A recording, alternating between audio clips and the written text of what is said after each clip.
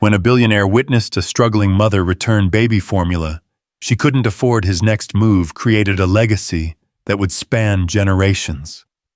But the real shock wasn't his generosity, it was the buried family secret that connected their bloodlines across decades of sacrifice and honor.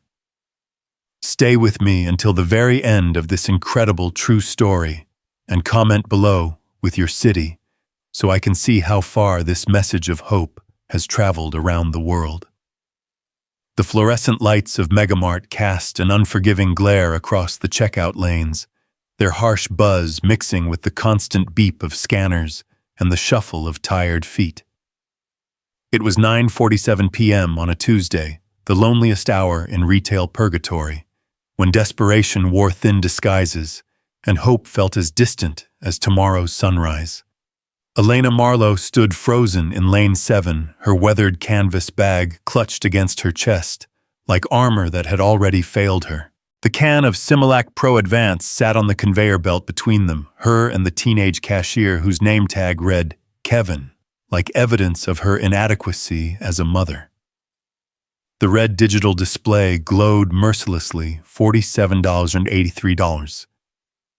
Her fingers trembled as she opened her wallet, counting the crumpled bills for the third time. $22.37.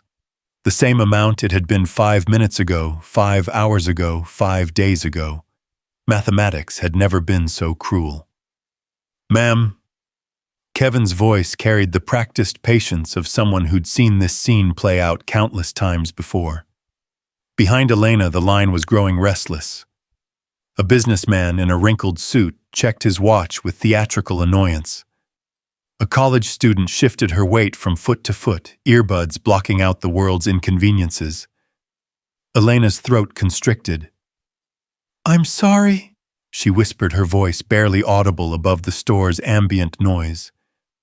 I can't." The words died in her throat. "How do you explain that you've already returned 3 items that you've calculated and recalculated, choosing between diapers and formula, between your daughter's needs and your own gnawing hunger? How do you say that this tiny can represents the difference between your baby thriving and merely surviving another day?" "It's okay, ma'am. Take your time." Kevin's kindness only made it worse.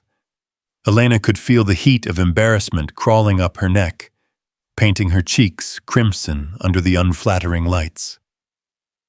Across the store near the pharmacy section, Julian Cross stood with his 7-year-old daughter Sophie, ostensibly shopping for her allergy medication. But his attention had been captured by the quiet drama unfolding at checkout lane 7. Something about the woman's posture, the way she held herself, as if she were trying to disappear, struck him with unexpected force.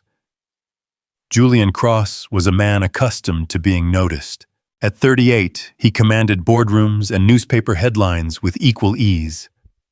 Crosstech Industries had made him one of the youngest billionaires in the country, his face gracing magazine covers with titles like The Midas Touch and Silicon Valley's Golden Sun. But standing in this ordinary supermarket with his daughter, he felt the strange anonymity of being just another late-night shopper. "Daddy, what's wrong with that lady?" Sophie's innocent question cut through his observations. She was tugging on his charcoal wool coat, her large hazel eyes so much like her late mother's, filled with concern. Julian followed his daughter's gaze back to the checkout lane. The woman was sliding the can of formula back across the scanner, her movements deliberate but defeated.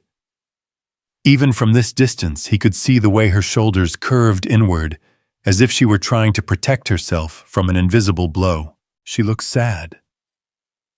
Sophie continued, her voice carrying that peculiar clarity children possess, the ability to see truth without the filters adults construct.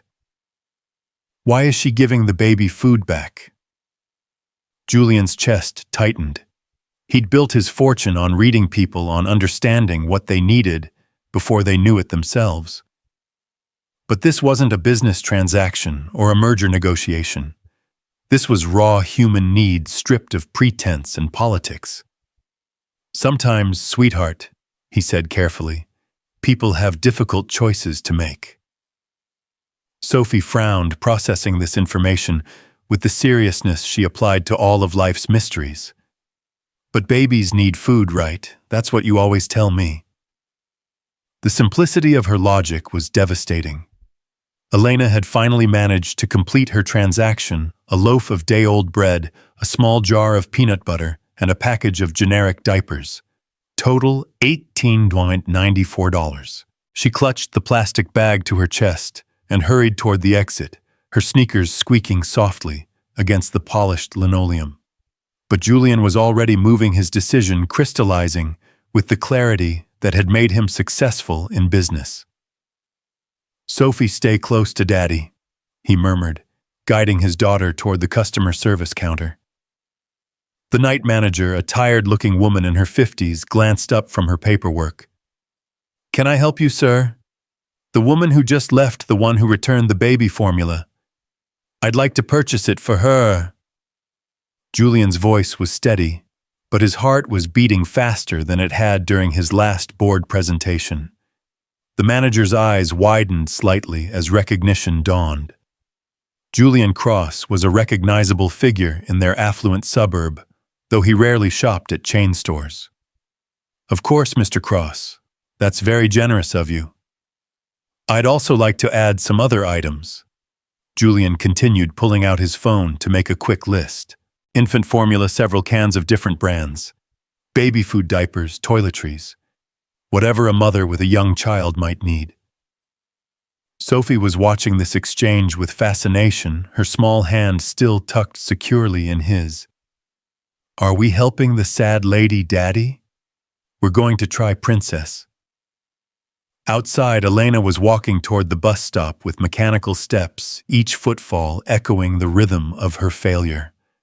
The November air bit through her thin jacket, and she pulled it tighter around herself, though she knew the cold she felt came from somewhere deeper than weather.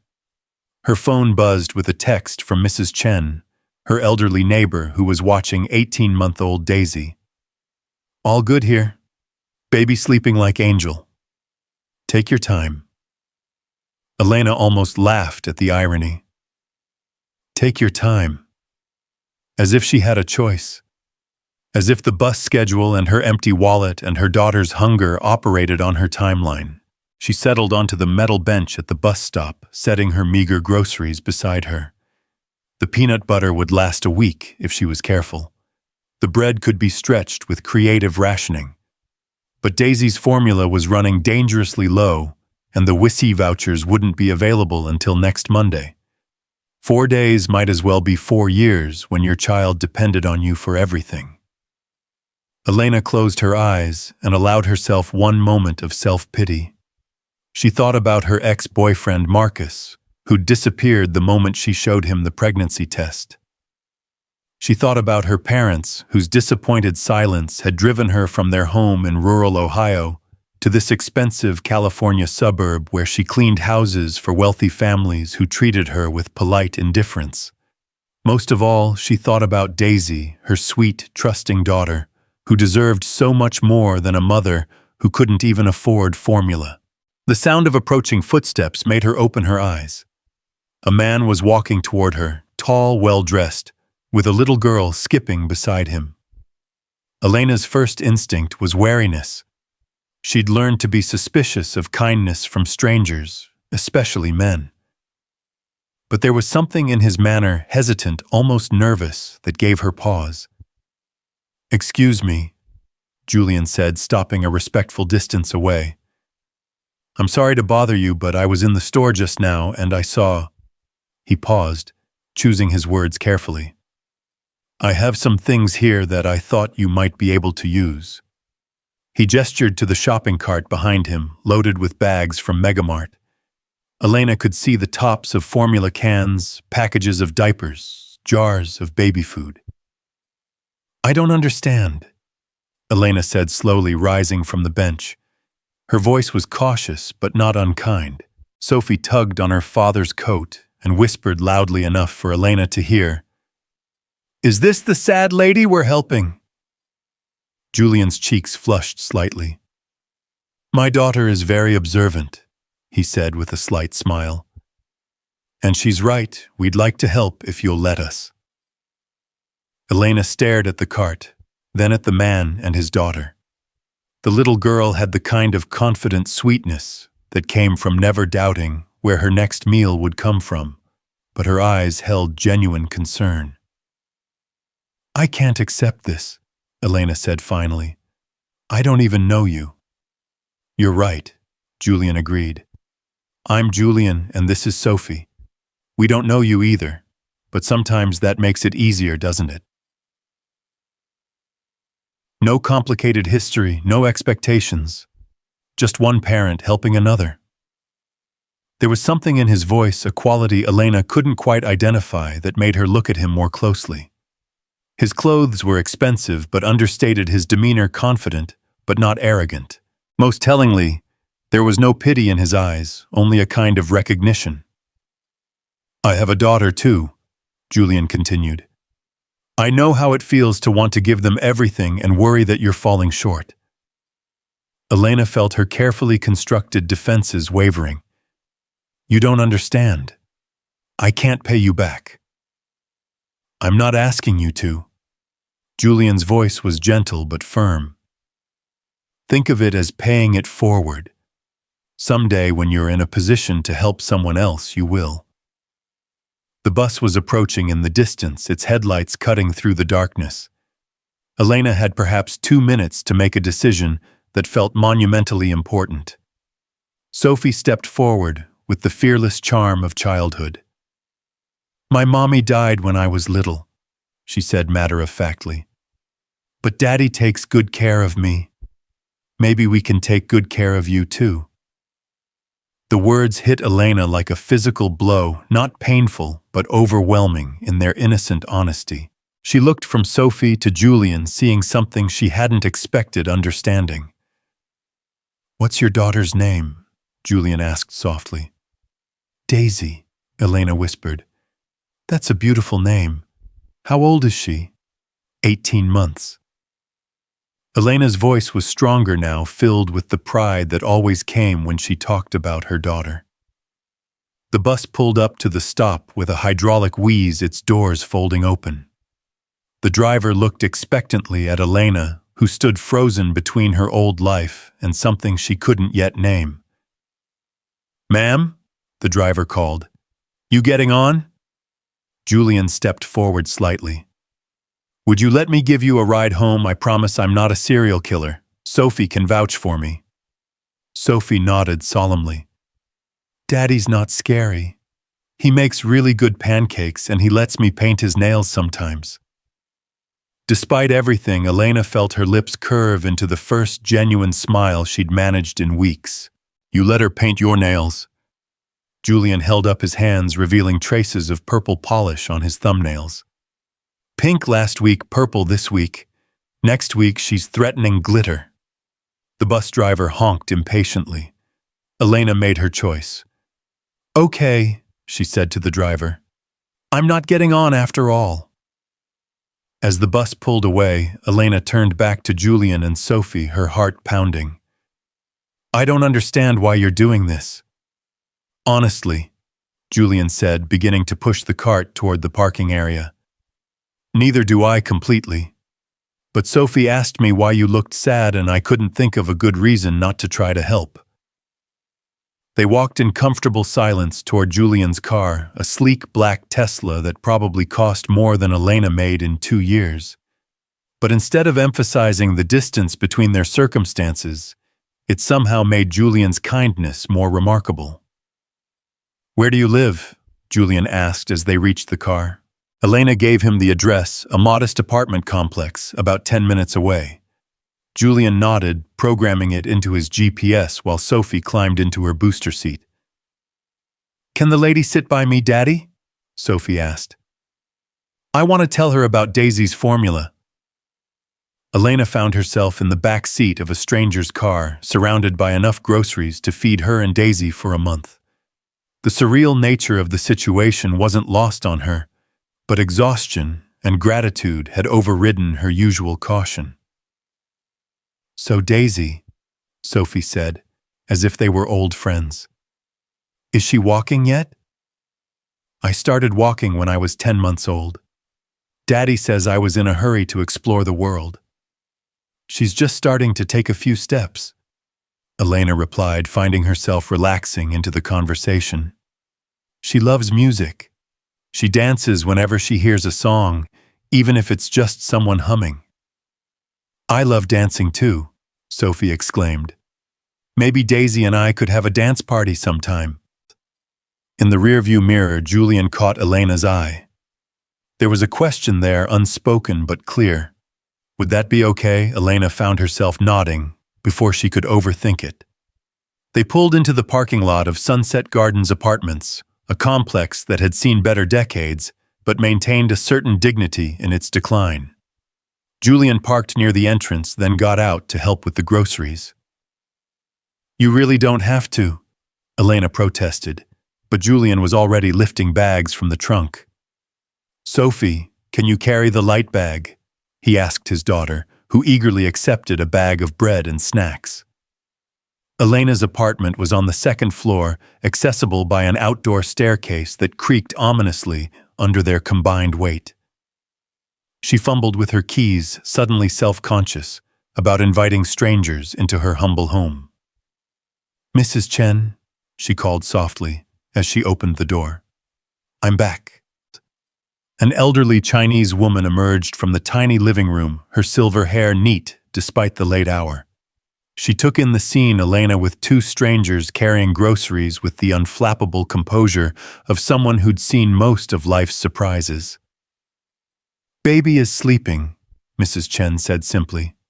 Very good tonight. Mrs. Chen, this is Julian and Sophie. They helped me with some shopping. Mrs. Chen's sharp eyes assessed Julian with the thoroughness of a customs inspector. Whatever she saw must have passed her standards because she nodded approvingly. Kind people, she pronounced.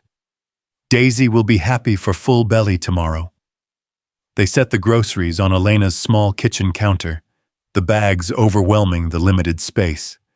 Julian worked efficiently, organizing items into logical groups, formula and baby food on one side, toiletries and household items on another. Sophie was exploring the apartment with the confident curiosity of childhood, pausing at a framed photo on the side table. Is this Daisy? She whispered, pointing to a picture of Elena holding a chubby, smiling baby. Yes, that's my daughter. She's beautiful, Sophie said with complete sincerity. She looks like you. Elena felt her eyes welling up, not from sadness this time, but from an emotion she couldn't quite name. When was the last time someone had complimented her seen beauty in her life? Instead of just struggle, Julian had finished organizing the groceries and was standing somewhat awkwardly in the small kitchen, clearly wanting to help more, but unsure how to proceed without overstepping. I should probably go, he said finally. It's late and Sophie has school tomorrow. Thank you. Elena said the words, feeling inadequate for the magnitude of what had just happened. I don't know how to. You don't need to explain, Julian said gently. We all need help sometimes. The only difference is usually opportunity and timing. Mrs. Chen, who had been observing this exchange with interest, stepped forward. Young man, she said to Julian, you have good heart. But this girl, she gestured to Elena, she have good heart too. She work very hard. 3 jobs, always thinking of baby first. Julian nodded, understanding the message. Elena wasn't a charity case. She was a mother doing her best under difficult circumstances. I can see that, he said. Daisy is lucky to have her. As they prepared to leave, Sophie ran to Elena and hugged her around the waist, with the uninhibited affection of a 7-year-old. I hope I can meet Daisy soon, she said. I think we're going to be friends. Elena bent down to Sophie's level. I think so too. Thank you for helping tonight. Daddy says when we help people, it makes the whole world a little bit better. After they left, Elena stood in her kitchen surrounded by enough food and supplies to last weeks. Mrs. Chen was gathering her purse and jacket, preparing to return to her own apartment downstairs. Strange night, the older woman said, with typical understatement. Very strange, Elena agreed. Good strange, though. That man he see you. Really see you. Not many people do that anymore. Elena nodded, still processing everything that had happened. Mrs. Chen, do you think I did the right thing, accepting all this? The elderly woman paused at the door, considering the question, with the seriousness it deserved. Elena, dear girl, she said finally, pride is good thing, but pride that keep baby hungry is not good pride. Tonight you choose your daughter over your pride. That is what good mother do. After Mrs. Chen left, Elena walked quietly to Daisy's room.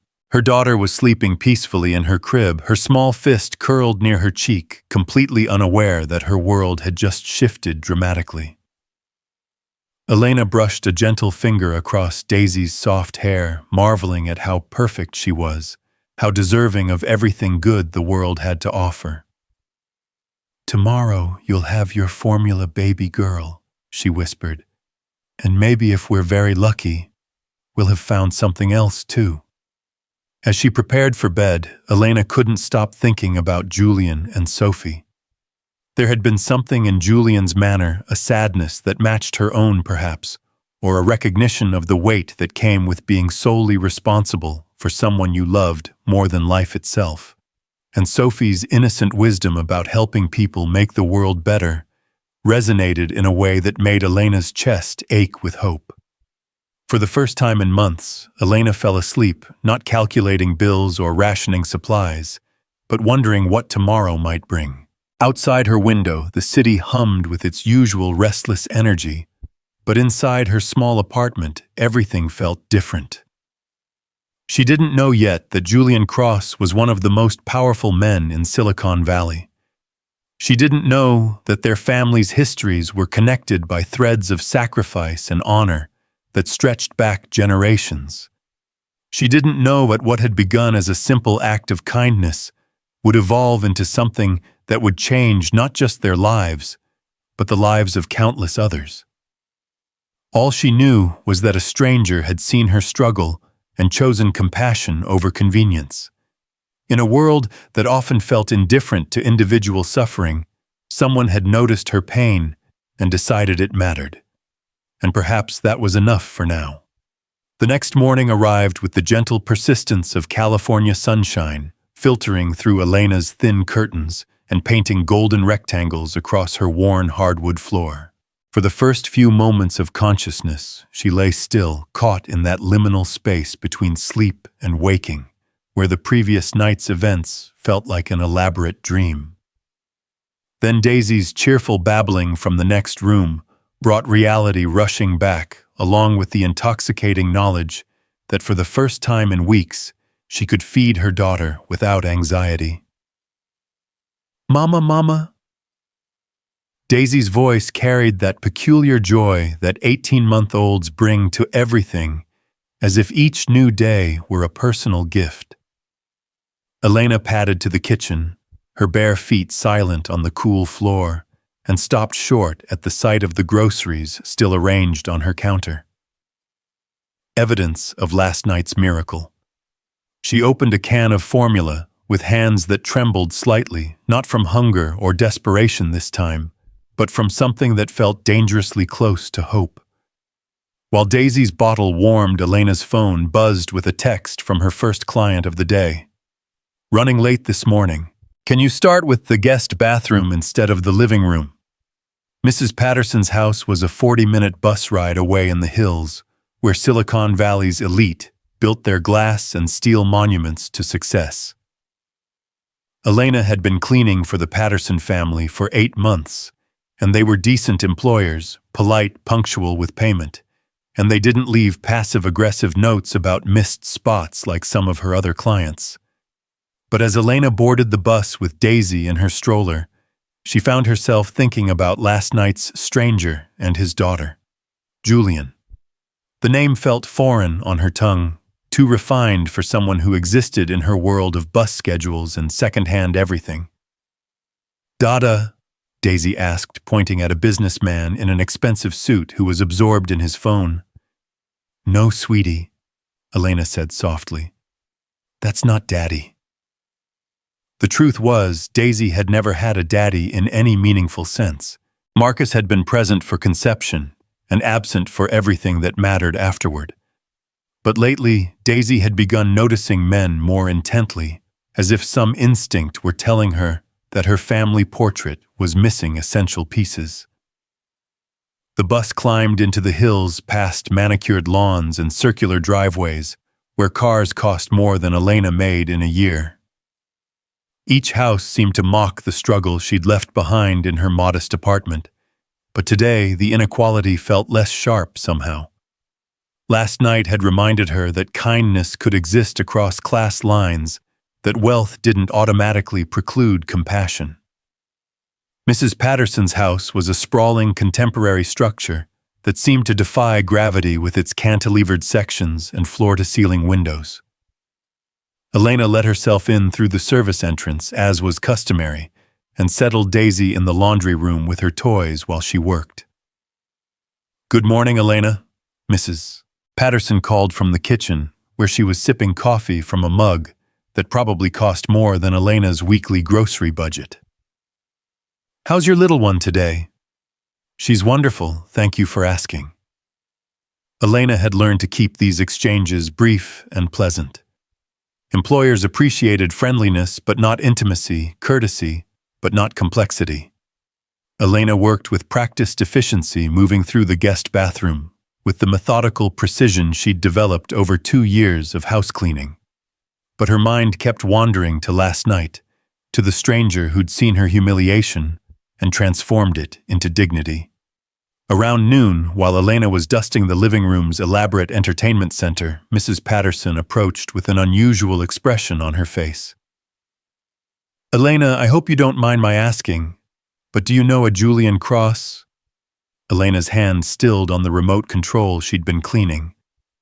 "Why do you ask?" "Well, it's the strangest thing.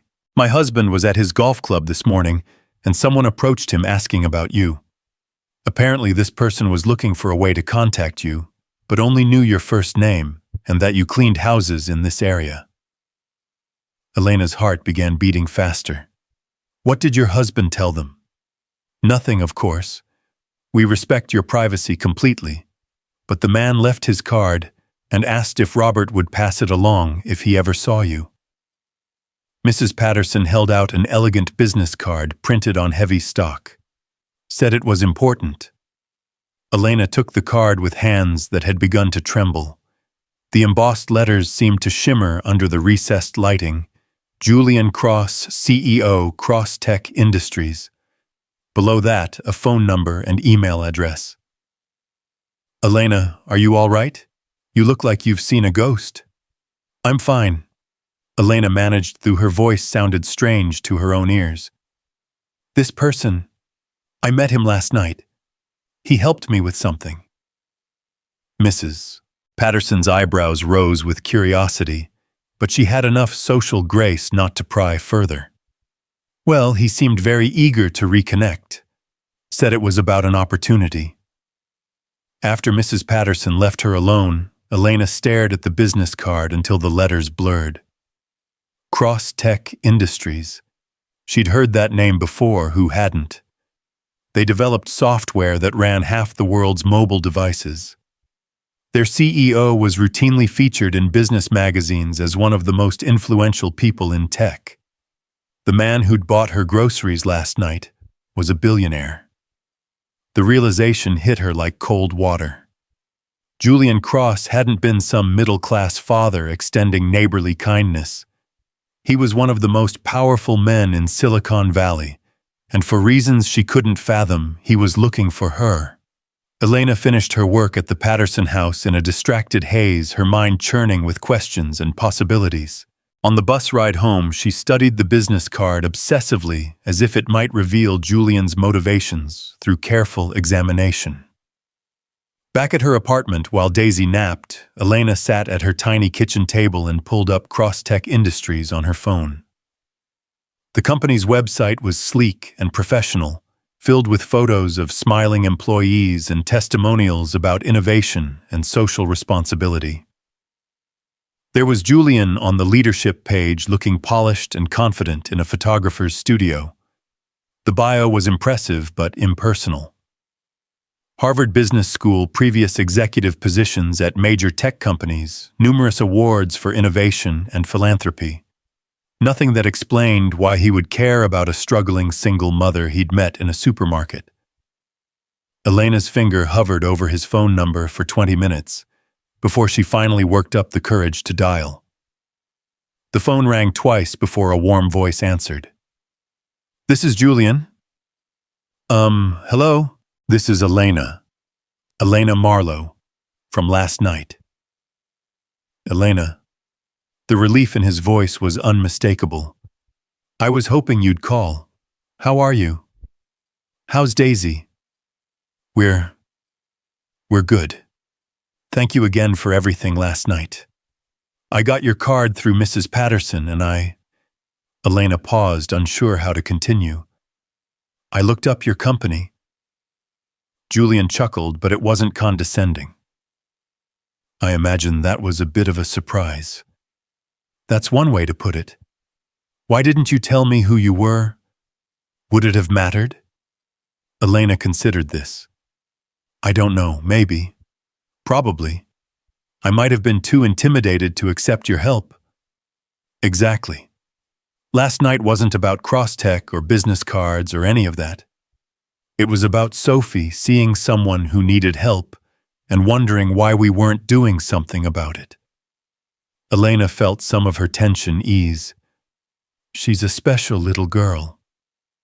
"She is, and she hasn't stopped talking about meeting Daisy. Which is actually why I was hoping to speak with you." Elena's grip tightened on the phone. "Oh. Elena, I want to be completely transparent with you. I've been thinking about our conversation last night, about what you said regarding work and providing for Daisy. I have a proposition, but I want you to know it's not charity." "What kind of proposition?" Julian paused, choosing his words carefully. "Crosstech has a scholarship program for single parents pursuing higher education. We provide full tuition books, a modest living stipend, and childcare assistance. It's designed for people who have demonstrated resilience and determination, but need support to reach their potential." Elena's breath caught. "I don't understand." "You mentioned last night that you had to leave college when Daisy was born. What were you studying?" "Elementary education. I wanted to be a teacher." The words came out in a whisper, carrying the weight of a dream she'd thought she'd buried forever. "The program I'm talking about would allow you to complete your degree while maintaining financial stability. You'd still need to work, but part-time instead of the multiple jobs you're managing now." Elena felt the world tilt around her. "Why would you do this? You don't even know me." "I know enough. I know you're a dedicated mother who puts her child's needs before her own. I know you have the strength to survive circumstances that would break a lot of people. And I know that talent and determination shouldn't be wasted because of financial circumstances." Elena was quiet for so long that Julian wondered if the call had dropped. "Elena, are you still there?" "I'm here. This doesn't happen. Things like this don't happen to people like me. Maybe they should happen more often." Elena closed her eyes, feeling tears threatening. "What would I have to do? Have coffee with me? Tomorrow if you're free. I'd like to explain the program properly, introduce you to our education coordinator, and answer any questions you might have. No pressure, no commitments, just information. And Sophie, Julian smiled, though Elena couldn't see it. Sophie is actually the one who suggested we meet at the Children's Museum. She thought Daisy might enjoy the interactive exhibits. Despite her emotional turbulence, Elena found herself smiling. She really has been thinking about this. Sophie doesn't do anything halfway. It's one of her best and most challenging qualities. Elena looked around her small apartment, at the evidence of last night's kindness still arranged on her counter, at the framed photo of Daisy that Sophie had admired. For 18 months, she'd been surviving one day at a time, never daring to plan beyond next week's grocery money. "Okay," she said quietly. "Coffee sounds good." They arranged to meet the following afternoon at the Discovery Museum in downtown San Jose. After ending the call, Elena sat in her kitchen as afternoon sunlight slanted through her windows, feeling as if she'd just stepped onto a tightrope stretched between her current life and possibilities she'd never allowed herself to imagine. When Daisy woke from her nap, Elena held her daughter close, breathing in the sweet scent of baby shampoo and possibilities. "What do you think, baby girl?" she whispered into Daisy's soft hair. "Should Mama go back to school?" Daisy responded by clapping her hands and babbling enthusiastically, which Elena chose to interpret as wholehearted endorsement. That evening, Elena called her neighbor, Mrs. Chen, to ask if she could watch Daisy for a few hours the next day. "You have job interview?" Mrs. Chen asked with interest. "Something like that. Maybe. I'm not sure what it is exactly." Mrs. Chen was quiet for a moment. "This about the man from last night?" "Yes. He's offered me something that seems too good to be true." "Elena, dear girl," Mrs. Chen said, with the wisdom of someone who'd lived through decades of both hardship and unexpected grace. "Sometimes universe decide it time for good things. Question is, you ready to accept them?" Elena spent that night alternating between excitement and terror, imagining scenarios ranging from miraculous life changes to elaborate scams. But every time doubt crept in, she remembered Sophie's innocent faith that helping people made the world better, and Julian's quiet insistence that everyone deserved opportunities. The next afternoon, Elena stood outside the Discovery Museum holding Daisy's hand, both of them dressed in their best clothes. Elena had chosen a simple blue dress she'd bought secondhand, but that still made her feel professional and put together. Daisy wore a yellow sundress with tiny flowers that Mrs. Chen had found at a garage sale. Julian and Sophie arrived precisely on time, and Elena was struck again by how different Julian looked outside the context of a grocery store encounter. Today, he wore dark jeans and a blue button-down shirt, casual but expensive. Sophie had on pink overalls and sneakers that lit up when she walked. "Elena," Sophie ran toward them with uncontainable excitement. "Is this Daisy? She's even more beautiful than in the picture." Daisy, initially shy, was quickly won over by Sophie's enthusiasm. Within minutes, the two girls were holding hands and chattering in the peculiar mix of real words and invented language that children use to communicate across age gaps. "This was Sophie's idea," Julian said, watching his daughter guide Daisy toward the museum entrance. "She's been planning their playdate since last night." Inside the museum, they wandered through exhibits designed to spark curiosity and wonder. Sophie appointed herself Daisy's personal tour guide, patiently showing the younger girl how to operate various interactive displays and making sure she didn't feel overwhelmed by the noise and activity. Julian and Elena found themselves walking together a few steps behind the children, their conversation flowing with surprising ease. "She's going to be a teacher herself someday," Elena said, watching Sophie explain a water play station to Daisy with the patience of someone twice her age. "She gets that from her mother," Julian replied quietly. "Sarah was a pediatric nurse. She had this gift for making children feel safe and understood." Elena heard the past tense and glanced at Julian's profile. Sophie mentioned that her mother died when she was little. Cancer. 3 years ago. Sarah fought it for 2 years, and Sophie was incredibly brave through all of it. But losing her— Julian paused, watching his daughter help Daisy with a puzzle. It changed everything about how I see the world. Elena understood. Becoming a single parent, regardless of the circumstances, was like learning to breathe underwater, a skill you never thought you'd need until survival depended on it.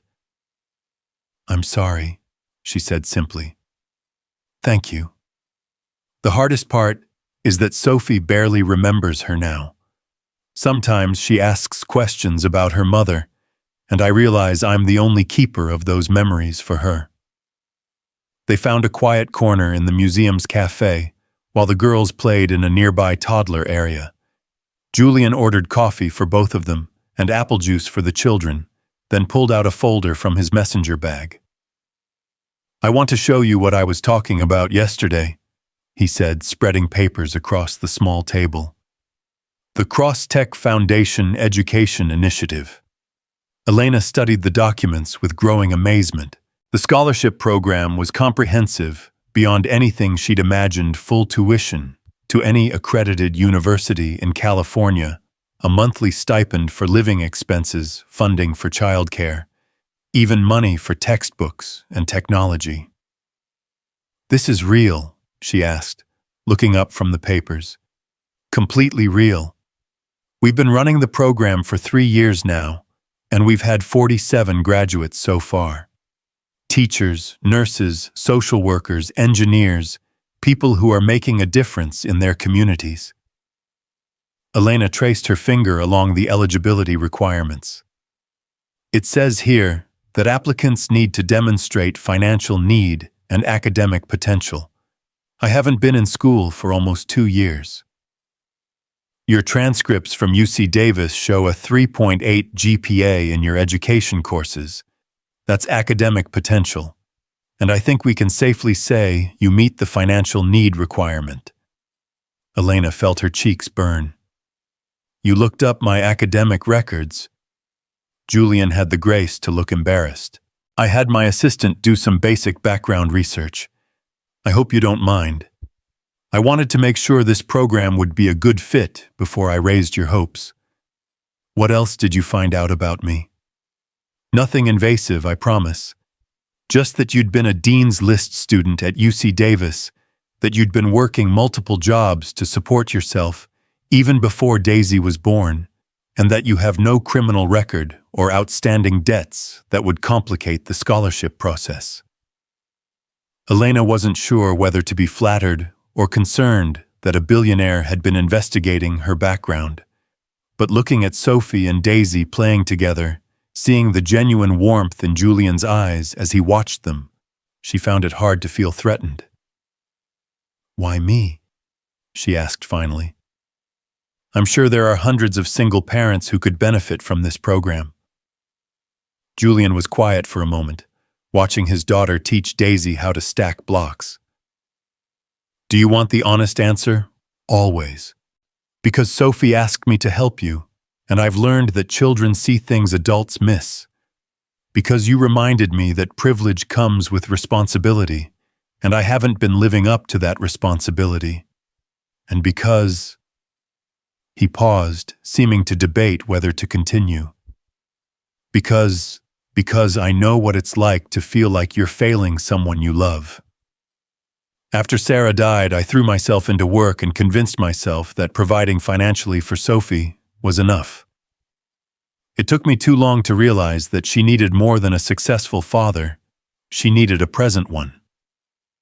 Elena studied Julian's face, seeing vulnerability beneath the polished exterior. "Is that why you were at the grocery store so late, picking up medicine for Sophie?" "Guilty as charged. I'd forgotten to refill her allergy prescription until she started sneezing at dinner. Father of the Year material, right?" "Hey," Elena said firmly. "You remembered eventually, and you took care of it. That's what matters. We're all just figuring it out as we go." Julian met her eyes, and Elena felt something shift between them, a recognition of shared struggle perhaps, or simply the relief of being understood by someone who lived with similar responsibilities.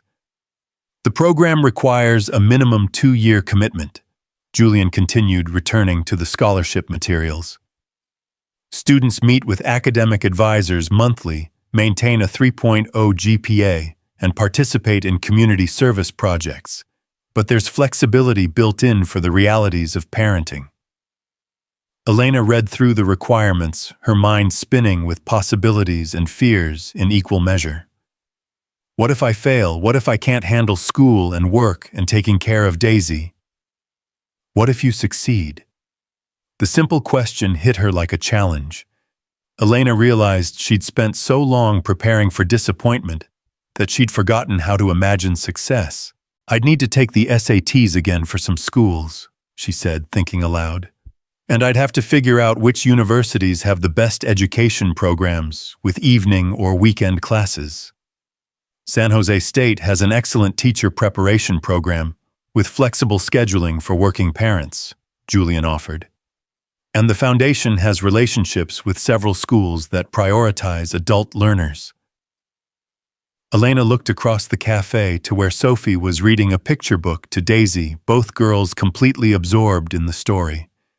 The sight filled her with an emotion she couldn't quite name, hope maybe, or the radical possibility that her daughter might grow up watching her mother achieve dreams instead of just survive disappointments. I need to think about this, Elena said finally. Of course. Take all the time you need. The next application cycle opens in 6 weeks, so there's no rush. As they prepared to leave the museum, Sophie hugged Daisy goodbye with the intensity of someone saying farewell to a best friend. Will I see you again soon? Sophie asked Elena directly. Elena looked at Julian, who gave an almost imperceptible nod. I hope so, sweetheart. Maybe we can have another play date soon. Yes, Sophie exclaimed. Daddy, can we take them to our house next time? I want to show Daisy my room and my butterfly garden. We'll see, Julian said diplomatically, but Elena caught the slight smile that suggested he found the idea appealing. On the drive home, Julian had insisted on giving them a ride again. Daisy fell asleep in her car seat, exhausted from the excitement of new friends and experiences. Elena sat in the passenger seat this time, watching the familiar landscape of strip malls and apartment complexes roll past. Thank you, she said quietly, not wanting to wake Daisy. For the museum, for the scholarship information, for everything. Thank you for giving us a chance to do something meaningful, Julian replied. Sophie hasn't been this excited about anything in months. She really is special. Sarah raised an amazing daughter. Sarah started the work, but Sophie's become amazing all on her own. Children are remarkably resilient, aren't they? They adapt to circumstances that would destroy adults. Elena thought about Daisy, who had never known security but still approached each day with joy and trust. Sometimes I think she's the one taking care of me instead of the other way around. I know exactly what you mean. They pulled into Elena's apartment complex as the sun was setting, painting the sky in shades of orange and pink that made even the worn buildings look beautiful. Elena, Julian said as she prepared to get out, whatever you decide about the scholarship, I want you to know that meeting you and Daisy has meant a lot to both Sophie and me. You've reminded us that there's more to life than just getting through each day. Elena met his eyes, seeing sincerity rather than pity. You've reminded me that there might be more to my life than just getting through each day, too. As she carried sleeping Daisy up the stairs to their apartment, Elena felt the weight of possibility settling around her like a cloak. For the first time in 18 months, she allowed herself to imagine a future that extended beyond survival, a future where she could provide for her daughter, not just materially, but by example. The scholarship application sat on her kitchen table that night, like a door to another world, waiting for her to find the courage to walk through it. 3 weeks later, Elena found herself sitting in the admissions office at San Jose State University, her hands clasped tightly in her lap, as she waited for her name to be called. The scholarship application had been submitted, the recommendation letters gathered, and the entrance exams retaken. Now came the hardest part, waiting. Elena Marlowe. A woman in her 50s appeared at the doorway, clipboard in hand, and a warm smile on her face. "I'm Dr. Rebecca Martinez, Director of Adult Learning Services. Please come in." Elena followed Dr. Martinez into a cozy office lined with bookshelves and adorned with children's artwork, clearly the workspace of someone who understood the unique challenges facing parent-students. "I've reviewed your application and transcript." Dr. Martinez began settling behind her desk. "Your academic record from UC Davis is impressive, especially considering the circumstances under which you left school." Elena felt her cheeks warm. The application had required a personal statement, explaining her educational gap, and writing about Daisy's birth and Marcus's abandonment had been more emotionally challenging than any exam she'd ever taken. "Thank you. I know my situation is complicated." "Elena, let me stop you right there," Dr. Martinez said with gentle firmness. 60% of our education students are parents, and 40% are single parents. Your situation isn't complicated, it's courageous. Choosing to pursue your dreams while raising a child takes extraordinary strength. Elena felt a knot in her chest begin to loosen. For so long, she'd viewed her circumstances as obstacles to overcome rather than evidence of her resilience. The Crosstech Foundation has provided excellent documentation about your financial need and academic potential. Dr. Martinez continued, "But I'm more interested in hearing about your motivation. Why teaching? Why now?" Elena thought about the question she'd been asking herself for weeks. "I've always wanted to teach, even as a child. But lately, watching my daughter discover the world, seeing how curious and eager to learn she is, I want to be part of creating that excitement for other children. I want to help kids who might be struggling at home find safety and possibility in school." Dr. Martinez nodded approvingly.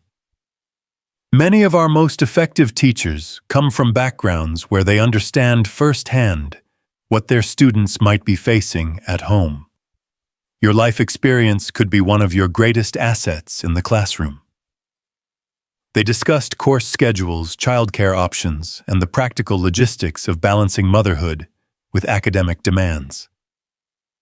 Elena was grateful for Dr. Martinez's straightforward approach. No false promises about how easy it would be, but genuine support for making it work. "There's one more thing I wanted to discuss," Dr. Martinez said as their meeting drew to a close. "The foundation has also arranged for you to have a faculty mentor throughout your program. Someone who can provide academic guidance and serve as a sounding board when you're feeling overwhelmed." "That's very thoughtful of them. Your mentor will be Dr. Sarah Chen, no relation to your neighbor, I assume, our department chair. She's also a single mother and understands the unique challenges you'll face. I think you'll find her invaluable." As Elena walked across campus toward the bus stop, she felt a mixture of excitement and terror that had become familiar over the past few weeks. The university acceptance letter would arrive within 10 days, Dr. Martinez had explained, followed by financial aid documentation and course registration materials if she was approved. Her phone buzzed with a text from Julian. "How did the meeting go? Sophie has been asking for updates every hour." Elena smiled as she typed back, "Better than I hoped. I'll know more soon." "Fingers crossed. Sophie wants to know if you and Daisy would like to join us for dinner this weekend. She's convinced that Daisy needs to see her butterfly garden before the weather gets too cold." Elena hesitated before responding. Over the past 3 weeks, she and Julian had fallen into a comfortable pattern of communication texts about the scholarship process, Occasional photos of the girls' parallel activities, brief phone calls that sometimes stretched longer than necessary. But dinner at his house felt like crossing an invisible line she hadn't been sure she was ready to cross. "That sounds lovely," she typed finally. "What can I bring?" "Just yourselves. Sophie is planning the menu, which means we'll probably have pancakes and ice cream for dinner." Elena laughed, despite her nerves. Sophie's enthusiasm was infectious, and the little girl had become a bright spot in both Elena's and Daisy's lives. Their playdates at the park had become weekly events, and Elena found herself looking forward to Julian's easy conversation almost as much as she enjoyed watching the girls' friendship bloom. That evening, while Daisy played with blocks on the living room floor, Elena called her mother for the first time in 3 months. The conversation started awkwardly, as it always did, with careful inquiries about health and weather that skirted around the deeper issues between them. "How's Daisy?" her mother asked, and Elena could hear genuine warmth creep into Mary Marlowe's voice when she spoke about her granddaughter. "She's wonderful, Mom. Walking everywhere now, talking up a storm. She's going to be tall like Dad, I think. I wish we could see her more often." The words hung between them, weighted with all the things they couldn't seem to say directly. Elena's parents had been supportive during her pregnancy, but Marcus's departure and Elena's decision to move to California had created a distance that went beyond geography. "Actually, Mom, I have some news. I'm going back to school to finish my teaching degree." The silence stretched long enough that Elena wondered if the call had dropped. "Elena, honey, how are you going to manage that? You're already working so hard just to get by." Elena had expected this reaction, but it still stung. "I've received a scholarship. A full scholarship, actually, that includes childcare assistance and a living stipend." That's wonderful, sweetheart. I'm proud of you. But are you sure you're ready for that kind of pressure? School is demanding, and you have Daisy to think about." Elena closed her eyes, recognizing her mother's pattern of mixing encouragement with worry in ways that somehow notched to feel discouraging. "I've thought about this carefully, Mom. This is my chance to build a real future for Daisy and me." "Of course, honey. I just want you to be realistic about what you're taking on." After ending the call, Elena sat in her quiet apartment, feeling the familiar weight of her family's well-intentioned doubt. They loved her, she knew, but they'd never quite recovered from their disappointment when she'd gotten pregnant and derailed what they'd seen as a promising future. Her phone rang again, and she saw Julian's name on the screen. "I hope I'm not calling too late," he said when she answered. "Sophie was insistent that I check on you tonight. She said you might be feeling nervous about school stuff." Elena found herself smiling despite her mood. She's very perceptive for a 7-year-old. Scary perceptive sometimes. Are you okay? You sound a little off. Elena hesitated, then found herself telling Julian about the conversation with her mother, about the subtle ways that love and fear could become entangled until they were difficult to distinguish. "Parents want to protect their children," Julian said thoughtfully. "Sometimes that means supporting their dreams, and sometimes it means trying to save them from potential disappointment. Both impulses come from love even when they feel contradictory." "I suppose. It's just hard when the people who are supposed to believe in you the most seem to expect you to fail. For what it's worth, Sophie and I believe in you completely, and we're not easily impressed." Elena felt warmth spread through her chest. "Thank you. That means more than you know."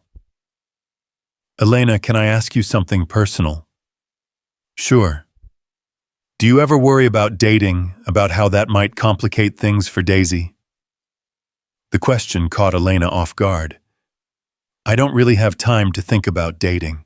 Between work and Daisy and now potentially school, Why do you ask? Julian was quiet for a moment. I've been wondering the same thing about myself. Sophie occasionally asks why we don't have a mother in our family, like some of her friends do.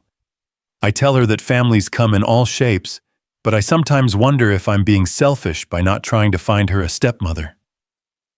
I think you're being a good father by focusing on what Sophie needs most, which is you. The right person will come along when the time is right, or they won't. And either way, Sophie will be fine because she's loved. Is that what you tell yourself about Daisy? Elena smiled. That's exactly what I tell myself about Daisy. The weekend dinner at Julian's house proved to be a revelation in more ways than one. Elena had expected something grand and intimidating, given Julian's wealth and status. Instead, she found a beautiful but comfortable home in the hills above Los Gatos, decorated with an eclectic mix of modern furniture and clearly child-influenced touches. Sophie greeted them at the door, wearing an apron covered in flour and what appeared to be chocolate sauce. "We're making pancakes," she announced. "Daddy said we should probably make regular dinner food too, but I told him pancakes are perfect dinner food." Julian appeared behind his daughter, also wearing an apron and sporting a streak of flour in his hair. As you can see, Sophie has taken charge of the menu planning. Elena lifted Daisy from her stroller and was immediately enchanted by the house's warmth. Family photos covered the mantelpiece and side tables, pictures of Julian and Sophie at various ages, many including a beautiful woman with kind eyes and Sophie's smile, who Elena assumed was Sarah. "That's my mommy," Sophie said, following Elena's gaze. "Daddy says she would have loved you and Daisy." Elena felt her throat tighten. She looks like she was a wonderful person. "She was the best hugger in the world," Sophie said matter-of-factly. "But Daddy's getting better at hugs. I've been teaching him." Julian's eyes met Elena's over Sophie's head, and she saw a mixture of grief and gratitude there that made her chest ache with recognition. Dinner was indeed pancakes served with fresh strawberries from Sophie's garden and whipped cream that the girls helped make. Daisy was enchanted by Sophie's patient attention and the novelty of eating breakfast food for dinner. Elena found herself relaxing completely for the first time in weeks, caught up in the easy warmth of family dinner conversation. After the meal, Sophie insisted on showing Daisy her room, which was a perfect blend of little girl whimsy and sophisticated design. Books lined custom shelves and a window seat overlooked the garden Sophie had mentioned so proudly. "This used to be Mommy's art studio," Sophie explained to Daisy, who was too young to understand, but nodded seriously anyway. "But Daddy made it my room when I got too big for the nursery. Sometimes I can still smell Mommy's paint when I'm falling asleep." Elena's heart clenched at the matter-of-fact way Sophie discussed her loss. Children, she reflected, had an ability to carry grief and joy simultaneously that adults seemed to lose somewhere along the way. Outside Sophie's butterfly garden was a marvel of planning and care. Carefully chosen plants attracted monarch butterflies, and Sophie had created small signs identifying each variety of flower and explaining which butterflies preferred them. "Daddy and I planted this after Mommy died," Sophie said gently, holding Daisy's hand as they walked among the flowers. "Mommy always said butterflies were like angels, beautiful and free, and always finding their way home." Elena watched Julian's face as his daughter spoke, seeing the way he struggled to maintain composure while allowing Sophie to share her memories freely. "It's beautiful, Sophie," Elena said. "Your mother would be proud of how well you've taken care of it." "I think she watches us sometimes," Sophie said, with the casual confidence of childhood faith. "Especially when the butterflies come. There are always more butterflies when something good is happening." As if summoned by her words, a monarch butterfly landed on the lavender bush beside them, its orange and black wings catching the last rays of sunset. See, Sophie whispered. Mommy knows you're here. Elena felt tears threatening and blinked them back, not wanting to overwhelm the moment with adult emotion. But when she glanced at Julian, she saw that his eyes were bright with unshed tears, too. Later, after Sophie and Daisy had fallen asleep during a movie in the living room, Elena and Julian sat on the back patio overlooking the garden. The evening air was warm and filled with the scent of jasmine and the soft sounds of suburban nighttime. She's remarkable, Elena said, watching Sophie sleep with one arm protectively around Daisy. The way she talks about Sarah, how she's processed everything. You've done an incredible job helping her grieve in a healthy way. Some days I feel like she's helping me more than I'm helping her, Julian admitted. After Sarah died, I wanted to hide all the painful reminders, pack away the photos and art supplies and anything that might make Sophie sad. She was the one who insisted we keep Mommy's things where she could see them. Children are wiser than we give them credit for. Speaking of wisdom, I have something I want to share with you. Julian pulled out his phone and showed Elena a photo of an old military document. I did some research into my family history after meeting you, and I discovered something interesting. Elena leaned closer to read the faded text. It appeared to be a commendation letter from World War II, mentioning a soldier named Thomas Marlowe who had saved the life of Lieutenant Robert Cross during the Battle of the Bulge. Marlowe, Elena breathed. That's my maiden name. Thomas Marlowe was your great-grandfather, wasn't he? Elena nodded, her mind spinning. My grandmother used to tell stories about her father's war service. She said he saved another soldier's life and that the soldier's family stayed in touch for years afterward. Julian smiled. Robert Cross was my grandfather. He used to tell me about the young soldier who pulled him from a burning tank, how that act of courage saved not just his life but the lives of all his future descendants. Elena stared at the document, then at Julian, feeling as if the universe had just revealed a cosmic joke of extraordinary complexity. Our families have been connected for 70 years, she whispered. It gets better. My grandfather tried to find Thomas Marlowe after the war, to thank him properly, but they lost touch when Thomas moved west. My grandfather always regretted that he never got to repay that debt. Elena felt goosebumps rise on her arms.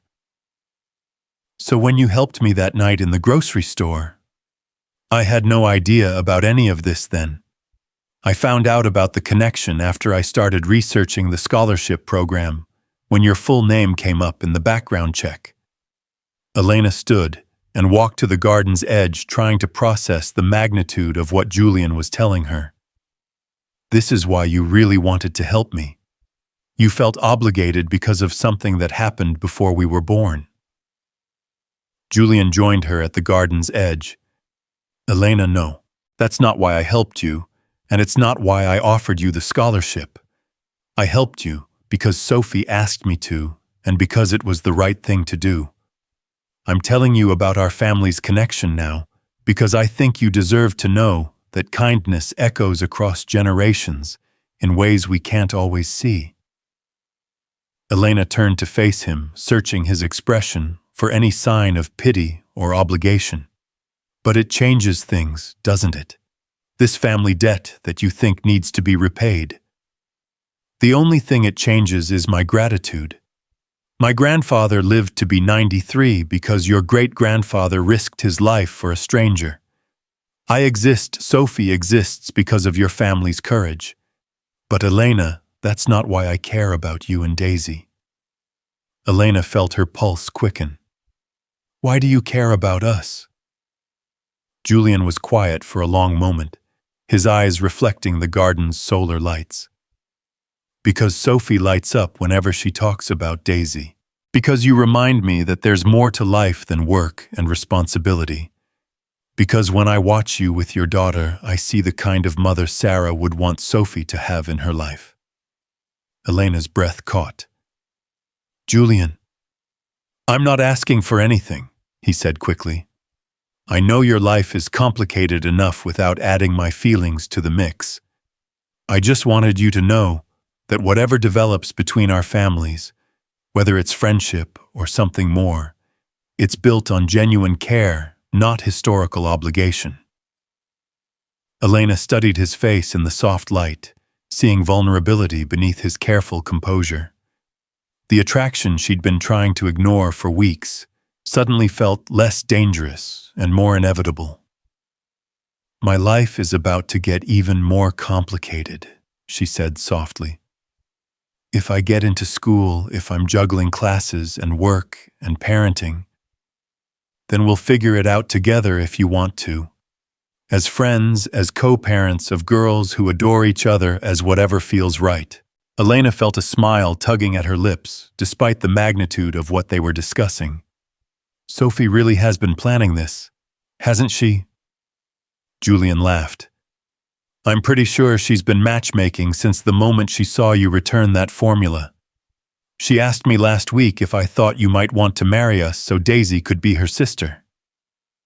What did you tell her?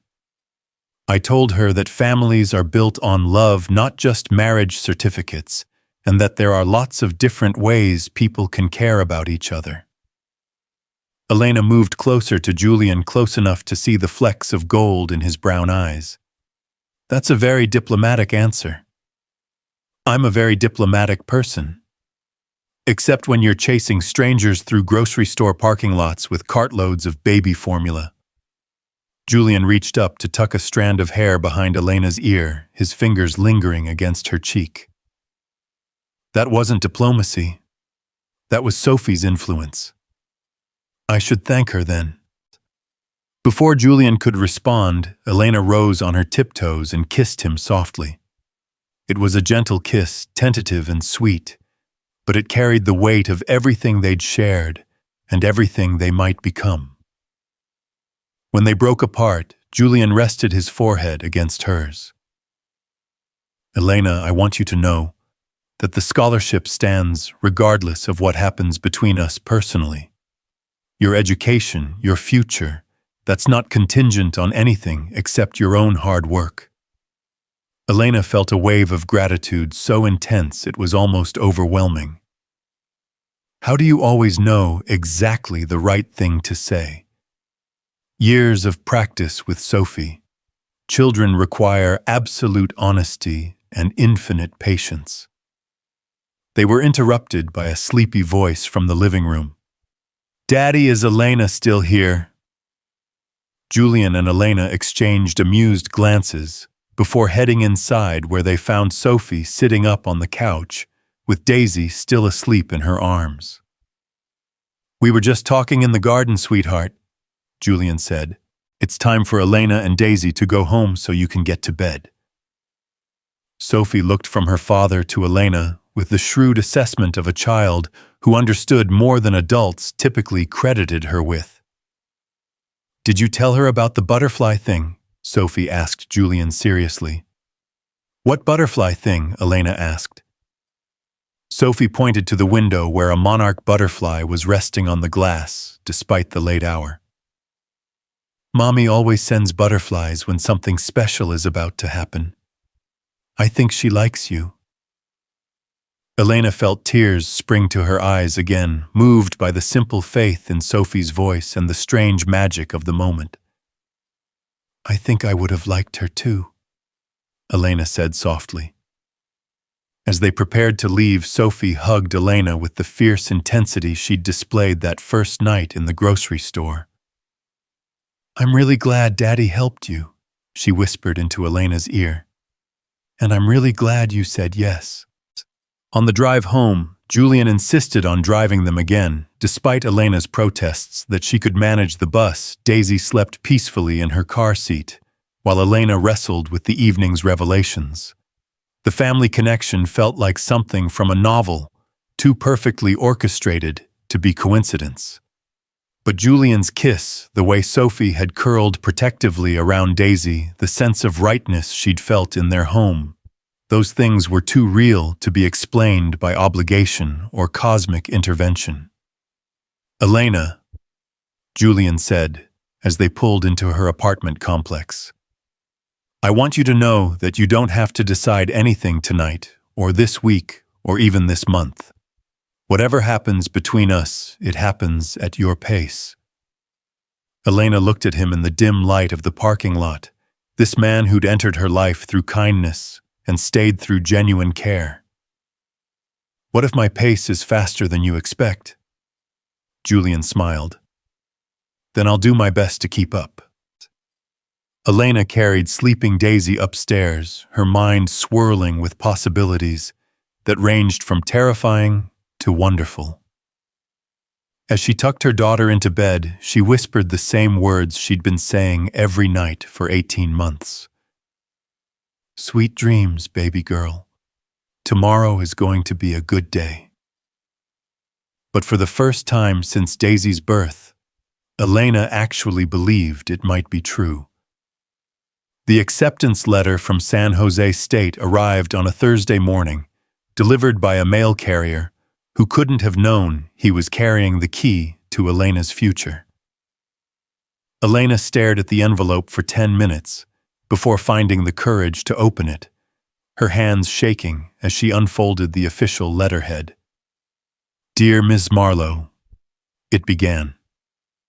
We are pleased to inform you that you have been accepted into the teacher preparation program at San Jose State University.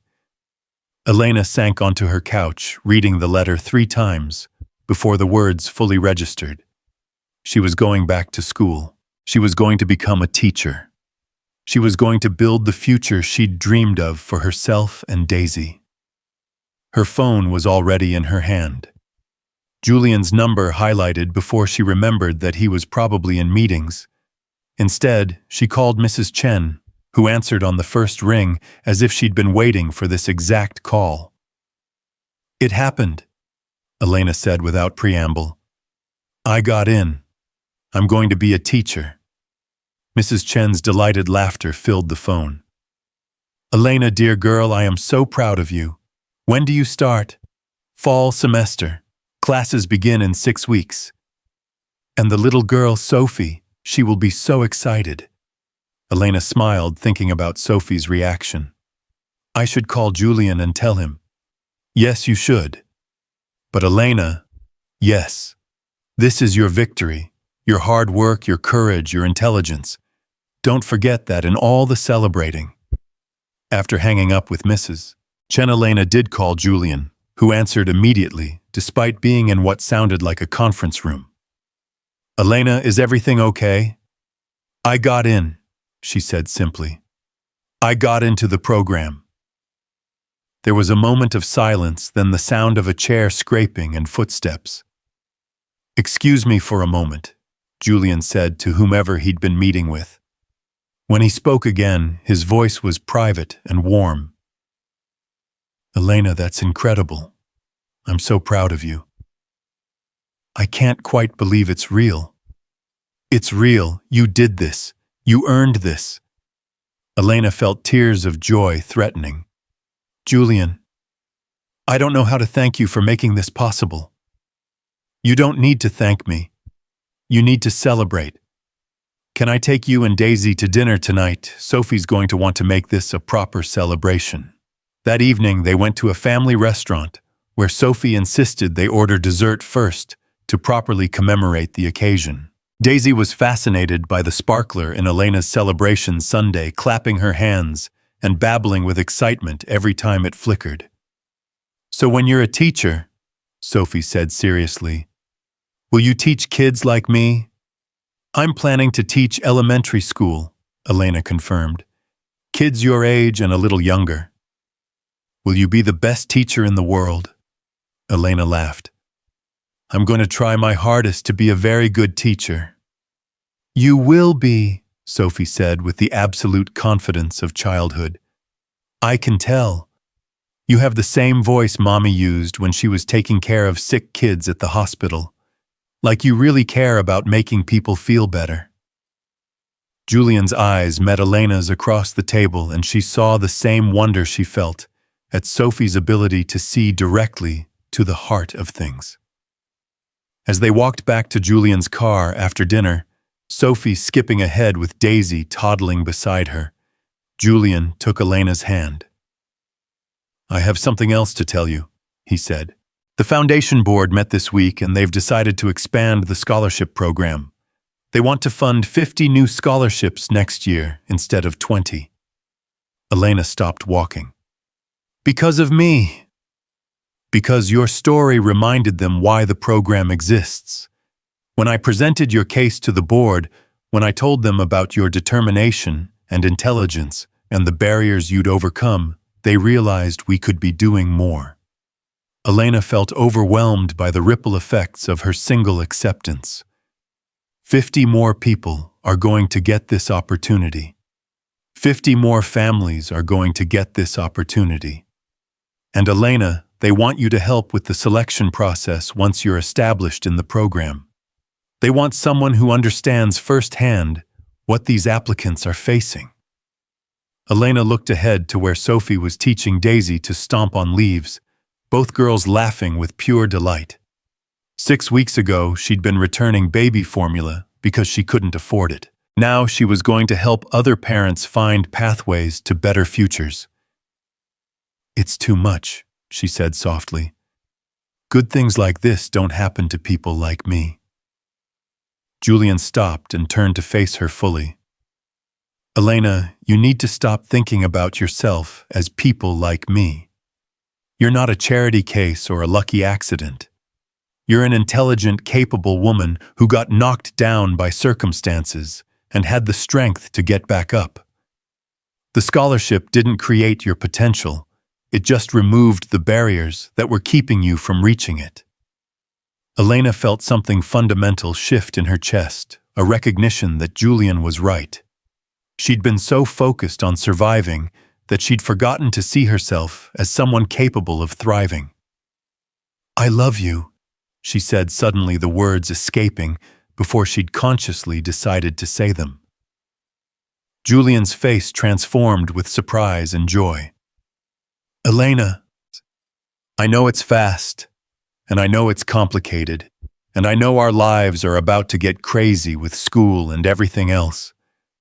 But I love you, and I love Sophie, and I think maybe we could be really good for each other." Julian cupped her face in his hands, his thumbs brushing away tears she hadn't realized were falling. "I love you too. I've been falling in love with you since the moment Sophie asked why you looked sad." "So what do we do now?" Julian glanced toward the girls who had discovered a small playground and were already climbing on the equipment together. "Now we take it one day at a time. We figure out how to blend our families and support each other through whatever comes next. We let Sophie and Daisy teach us how to be brave enough to love without guarantees." Elena rose on her tiptoes and kissed him again, this kiss deeper and more certain than their first. When they broke apart, Sophie's voice carried across the playground. "Daddy, Elena, look. Daisy's climbing the big girl slide." They turned to see Daisy with Sophie's careful assistance, making her way up the toddler climbing structure with determined concentration. "Just like her mama," Julian said softly. "Not afraid of heights." Elena laughed through her tears. "Just like her mama." As they walked toward the playground to join their daughters, Elena felt the last of her old fears dissolving.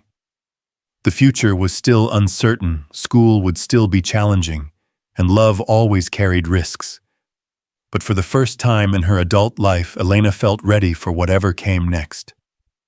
The butterfly garden, the scholarship, the acceptance letter, Julian's love, all of it felt like pieces of a life she'd never dared to imagine.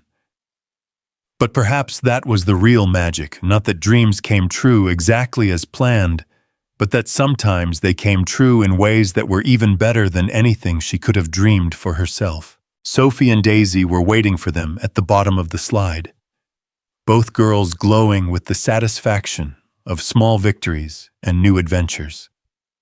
"Ready to go home?" Julian asked.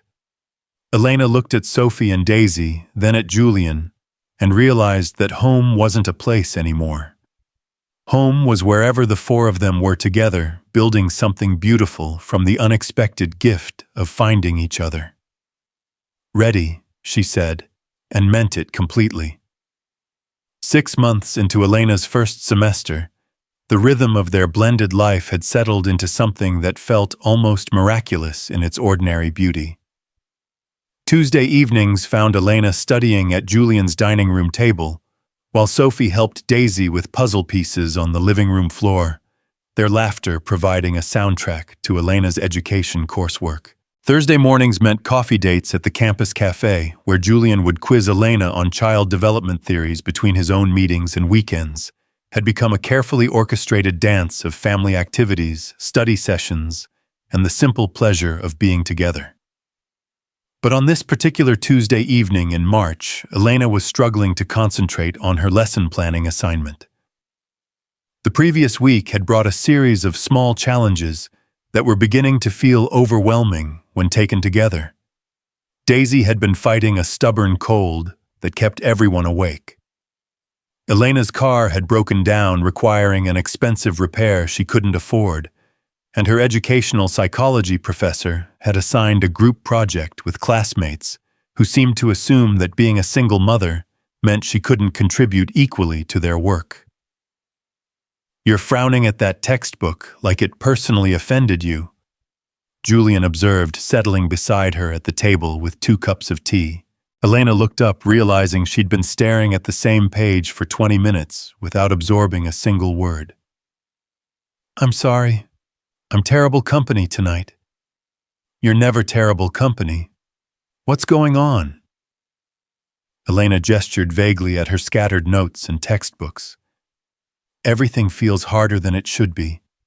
I knew school would be challenging, but I didn't anticipate how exhausting it would be to constantly prove that I belong here."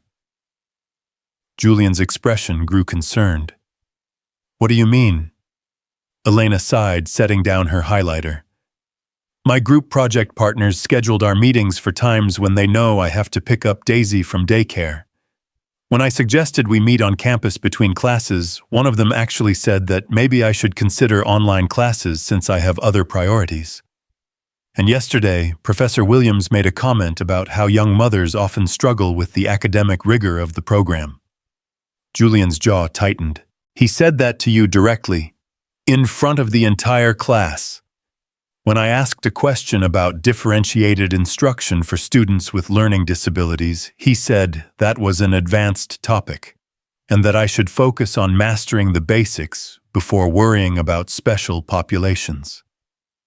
"Elena, that's completely inappropriate. Have you considered filing a complaint?" Elena shook her head. "And prove his point that I'm a troublemaker who can't handle constructive criticism, Julian. I need these professors to write my recommendation letters for student teaching. I can't afford to make enemies." From the living room, Sophie's voice carried over the sound of Daisy's contented babbling. "Daisy, see, this piece goes here because it has the same color as this one. You're getting so good at puzzles." Elena smiled despite her frustration, watching her daughter's determined concentration as she worked to fit puzzle pieces together. At 24 months, Daisy had developed an impressive vocabulary and an even more impressive ability to charm everyone she met. Sophie doted on her with the devotion of a big sister, and Daisy had begun calling Julian Juju with an affection that made Elena's heart squeeze every time she heard it. "What if I talk to Professor Williams?" Julian suggested carefully. "Not as your boyfriend, but as a foundation board member. We could frame it as a check-in about how scholarship recipients are adjusting to the program." Elena turned to face him fully. "Julian, no. Absolutely not.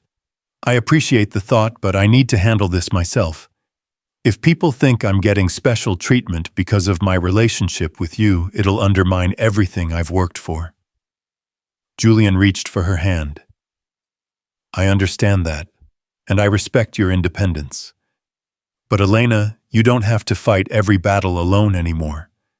There's nothing wrong with accepting support when it's offered."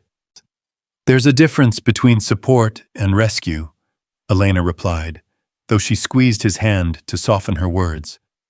If I can't prove that I belong in this program on my own merit, then maybe I don't belong there at all. That's ridiculous, and you know it. Your midterm grades were the highest in your cohort. Your professors might be testing you differently because of their own biases, but your work speaks for itself. Elena felt some of her tension ease. Julian had a way of reflecting her achievements back to her when she was too close to the struggle to see them clearly. Besides, Julian continued with a slight smile, if Professor Williams thinks young mothers lack academic rigor, he's clearly never met Sophie. That girl fact-checked her second-grade teacher's explanation of butterfly metamorphosis using 3 different library books and a nature documentary. Elena laughed for the first time all evening. Sophie is definitely going to be a force to be reckoned with. She corrected my homework last week when I mixed up Piaget and Vygotsky. She gets it from her mother. Sarah was the same way, never satisfied with surface-level explanations, always digging deeper to understand how things really worked. Elena had grown comfortable with Julian's references to Sarah over the past months. Rather than feeling like competition with a ghost, Sarah's memory had become a bridge to understanding Julian and Sophie more completely.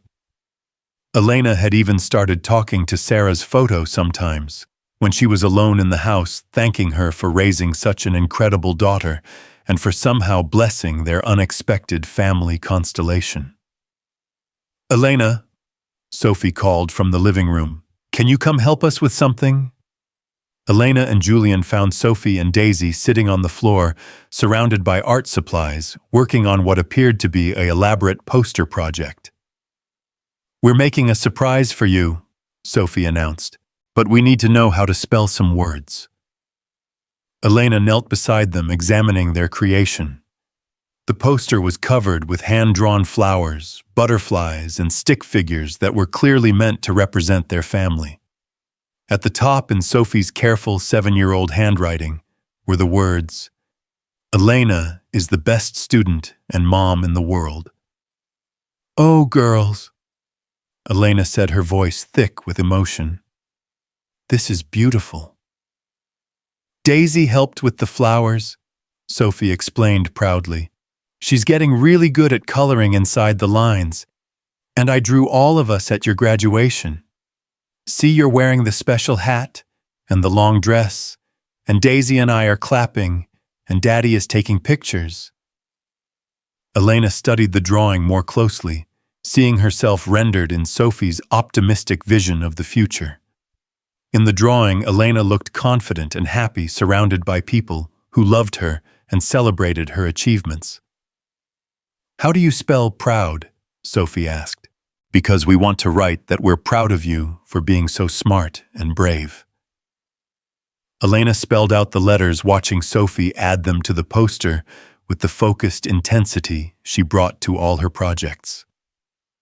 Daisy, meanwhile, had discovered that crayons made interesting noises when dragged across paper and was creating her own abstract masterpiece beyond Sophie's more representational work.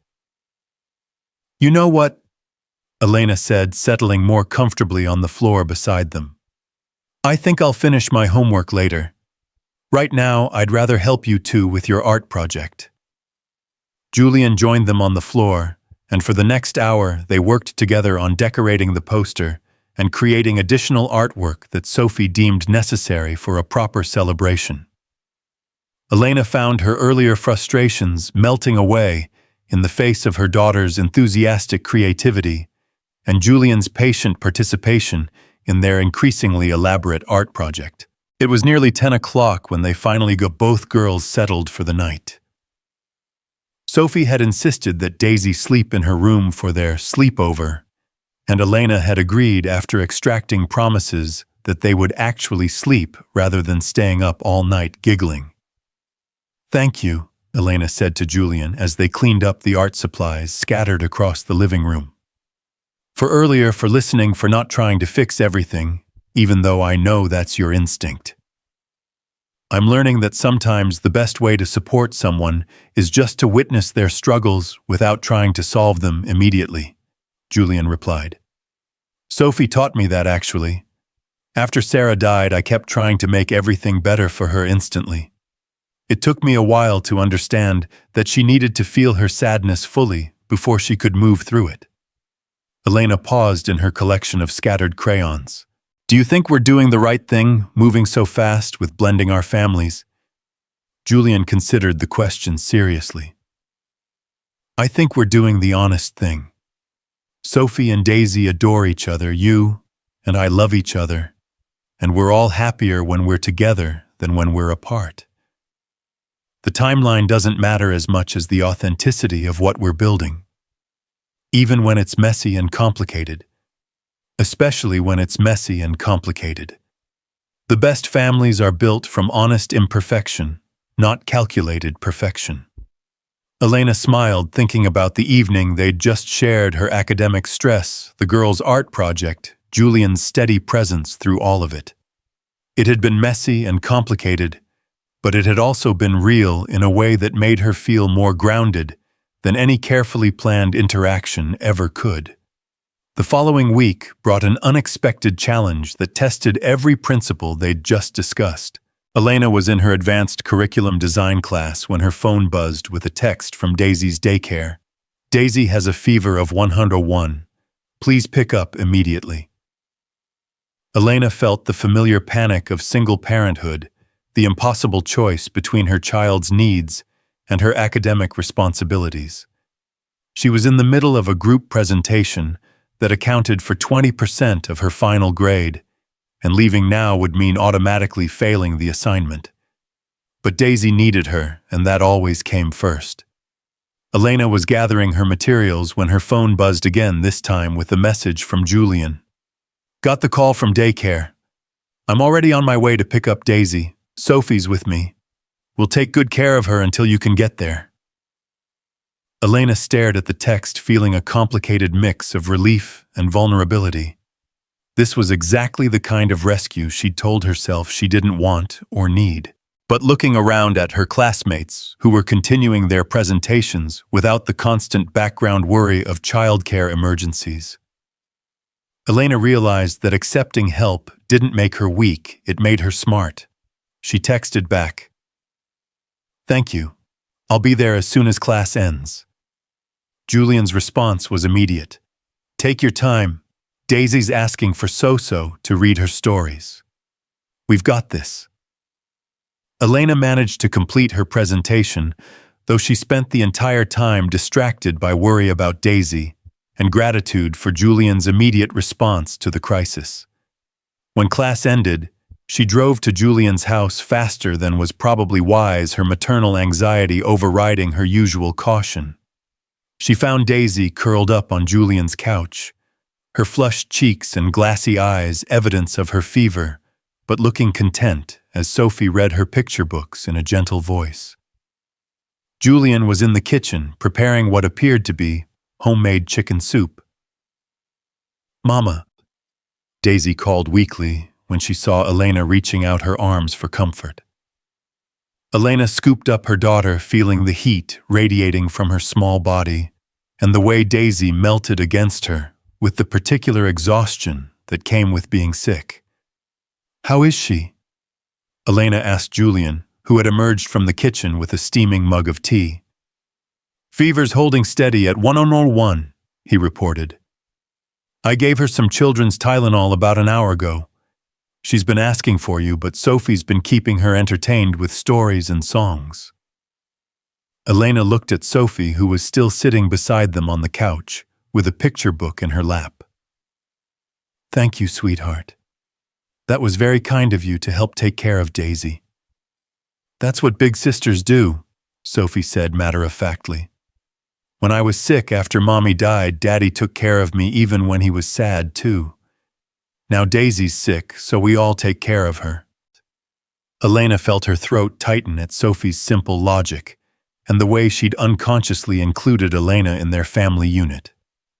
Over the past months, Sophie had begun referring to Elena and Daisy as part of us and we, without any apparent self-consciousness about the shift.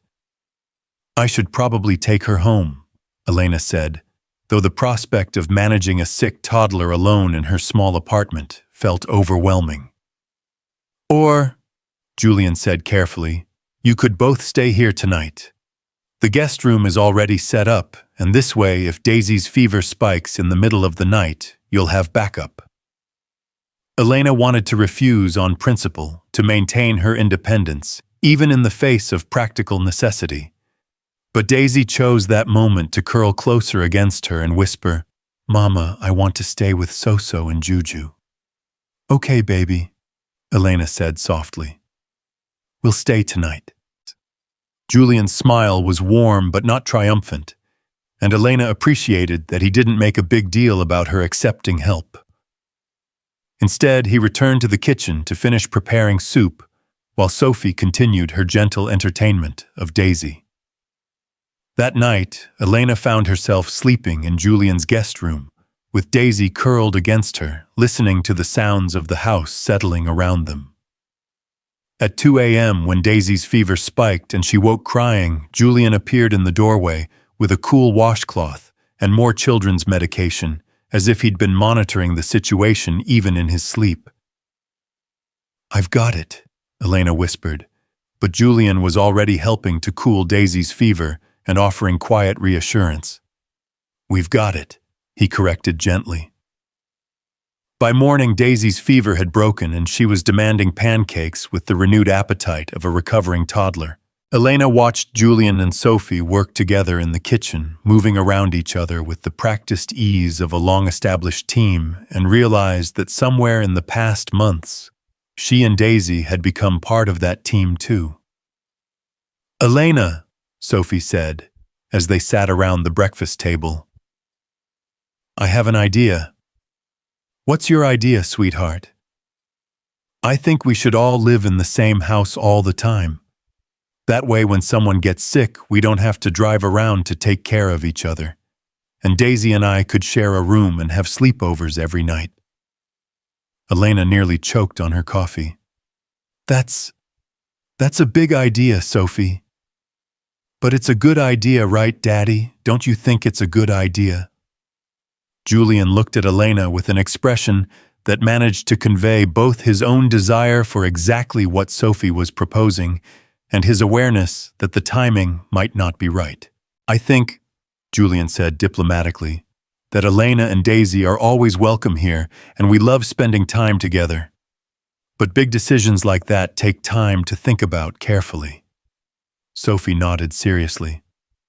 "Like when you decided to hire Mrs. Rodriguez to help with cleaning, and you made lists of good things and not good things. Exactly like that," Elena said, grateful for Sophie's acceptance of the need for deliberation. Big decisions require lots of thinking and planning. But privately, Elena found herself making exactly the kind of mental lists Sophie had referenced. The good things, financial stability, built-in childcare support. Sophie and Daisy's obvious happiness together, the way Julian made her feel cherished and supported rather than rescued. The not good things, her need to maintain independence, the potential for their relationship to become unbalanced by practical convenience, her fear of depending too heavily on Julian's resources. The conversation might have been tabled, but the idea lingered in Elena's mind throughout the following weeks.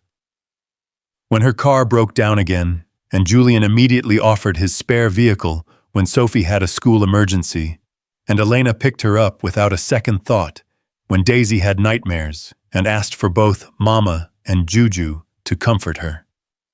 Each incident felt like another argument in favor of the life Sophie had so simply proposed. But it was a conversation with Mrs. Chen that finally helped Elena clarify her feelings about taking the next step.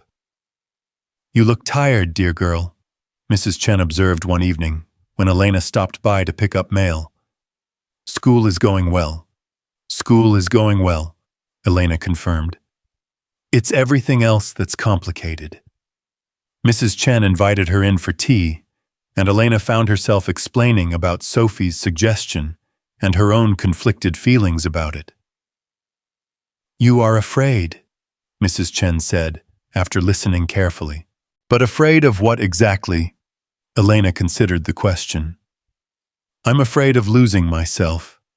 For so long I've defined myself by my ability to handle everything alone. If I move in with Julian, if I accept that level of support, what if I stop being the person who was strong enough to survive on her own?" Mrs. Chen smiled with the patient wisdom Elena had come to treasure. "Elena, you think survival and thriving are same thing, but they are not. Survival is what you do when you have no choice. Thriving is what you do when you have choices and choose well. But what if I'm choosing based on convenience rather than love? Are you?" Elena thought about the question honestly. "No, I love them.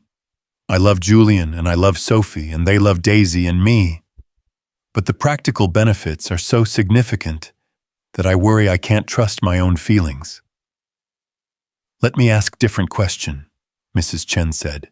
"If Julian lost all his money tomorrow, if there were no more scholarships or big houses or financial security, would you still want to build life with him?" Elena's answer came without hesitation. "Yes, absolutely yes." "Then you have your answer. Love that survives loss of benefits is real love. Everything else is just, how you say, bonus." That weekend, Elena brought up Sophie's suggestion during one of their family dinners. "I've been thinking about what Sophie said." She began, her heart beating faster as she prepared to make herself vulnerable in a way that still felt terrifying. "About all of us living together." Sophie looked up from her spaghetti with immediate interest. And I think it might be a good idea if the offer is still open." Julian set down his fork, his expression shifting from surprise to joy to careful consideration. "Elena, are you sure I don't want you to feel pressured by practical considerations?" "I'm sure," Elena said, though her voice trembled slightly. "Not because it's convenient, though it would be, but because this feels like home. Because Sophie and Daisy are already sisters in every way that matters. Because I love you, and I want to build something real and lasting together." Sophie's squeal of excitement was loud enough to make Daisy clap her hands in sympathetic celebration, even though she was too young to understand what they were discussing. "Really?" Sophie demanded. Really, Daisy can live in my room, and we can all have breakfast together every day, and Elena can help me with homework, and Daddy can read Daisy bedtime stories." Really?" Elena confirmed, laughing at Sophie's enthusiasm. Julian reached across the table to take Elena's hand. "I love you," he said simply. "And I promise we'll figure out how to make this work in a way that honors both our independence and our partnership." "I love you too," Elena replied. "All of you." But even as they celebrated the decision, Elena felt a nagging worry about external perceptions of their relationship.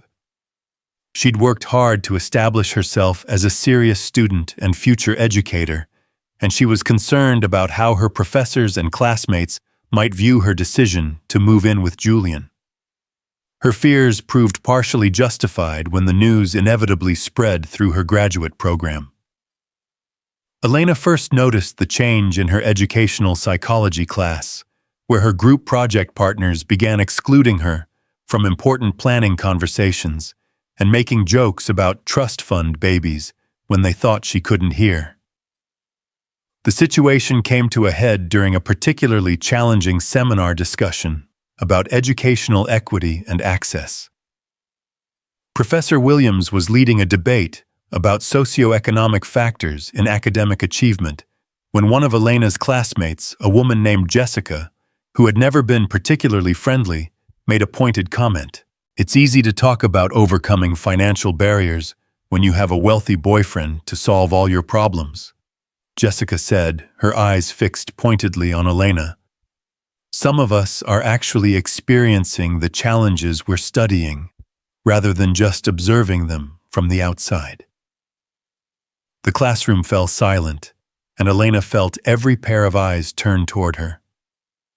Professor Williams looked uncomfortable but made no move to redirect the conversation or address the personal attack. Elena's first instinct was to defend herself, to explain that her relationship with Julian had developed after her acceptance into the program, that she'd earned her place through merit rather than connections. But as she looked around the room at her classmates' faces, some sympathetic, others curious, a few openly skeptical, she realized that defending herself would only feed into the narrative that she had something to hide.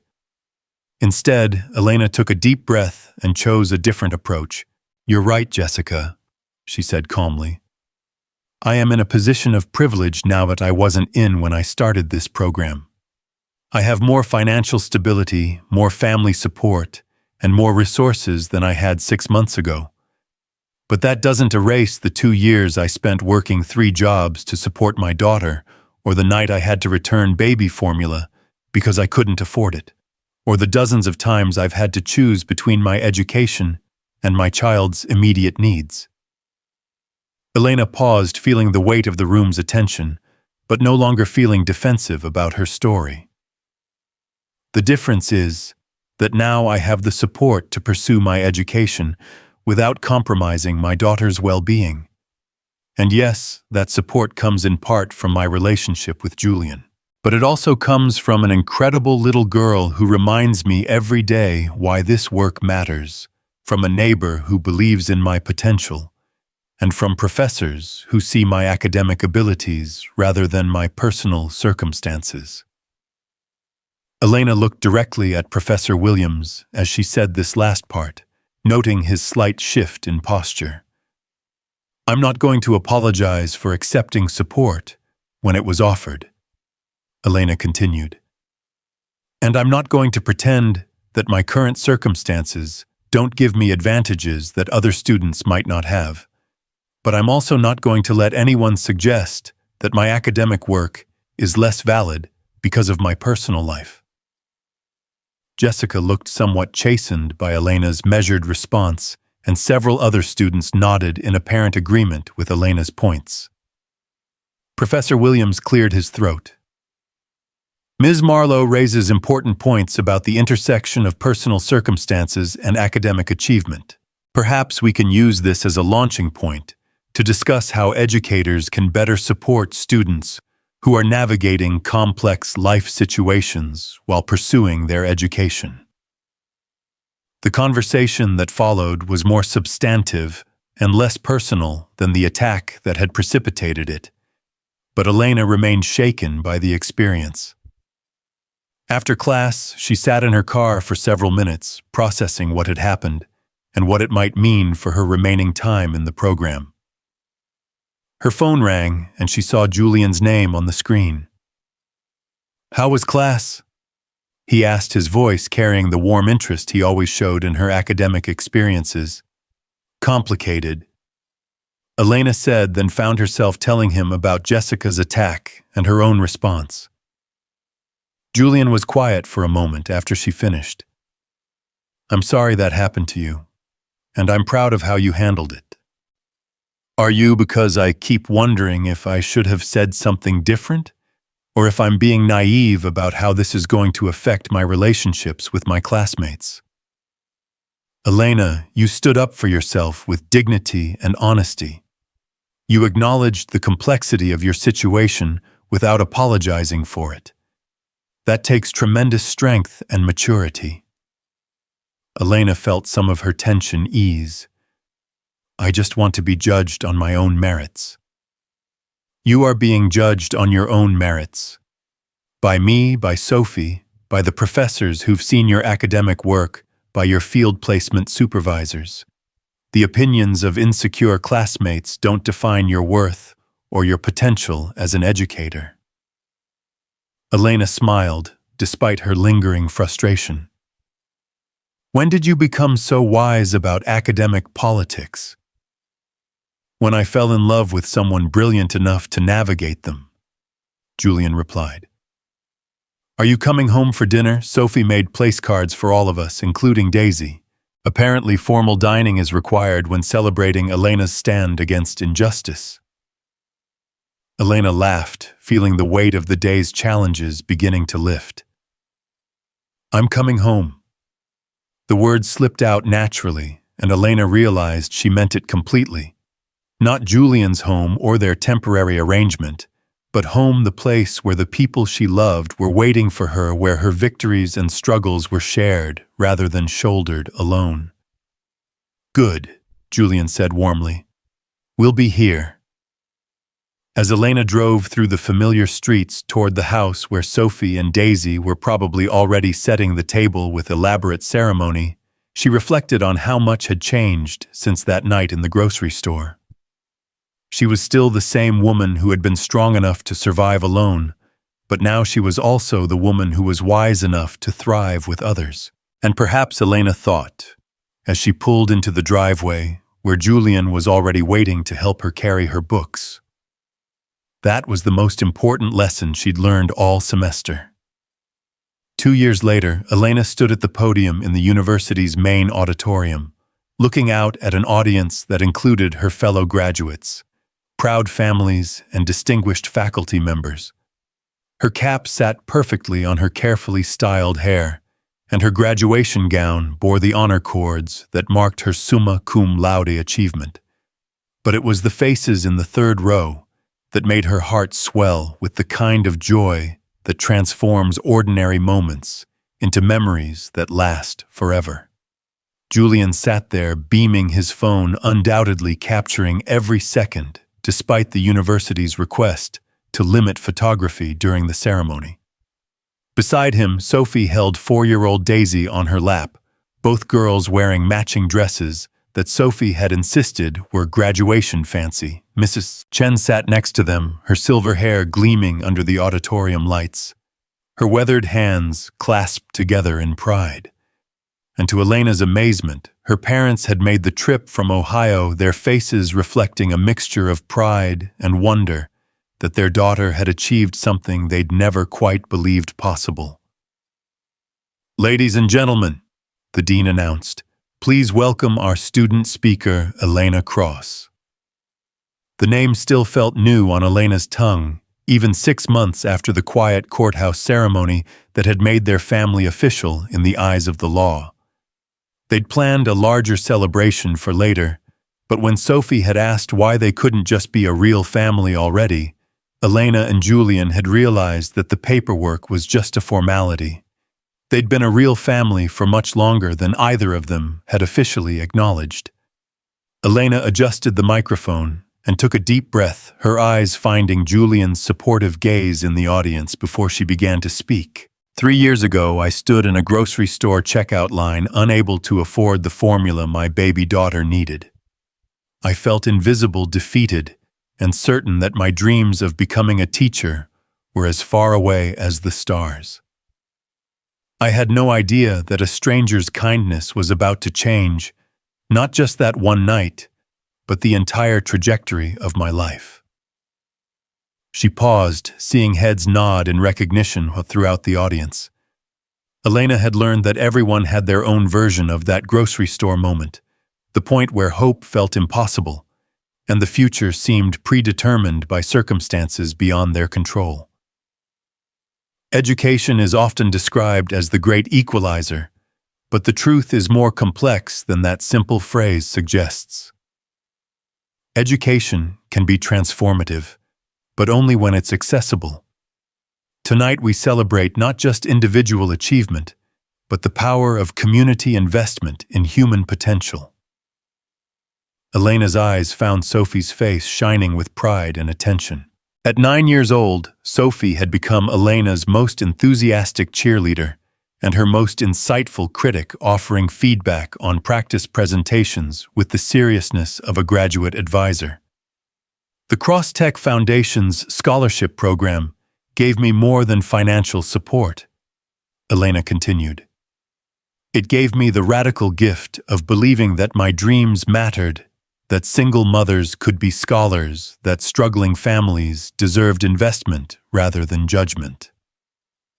As Elena spoke about the transformation that education had brought to her life, she was acutely aware of another drama unfolding in the auditorium's back rows.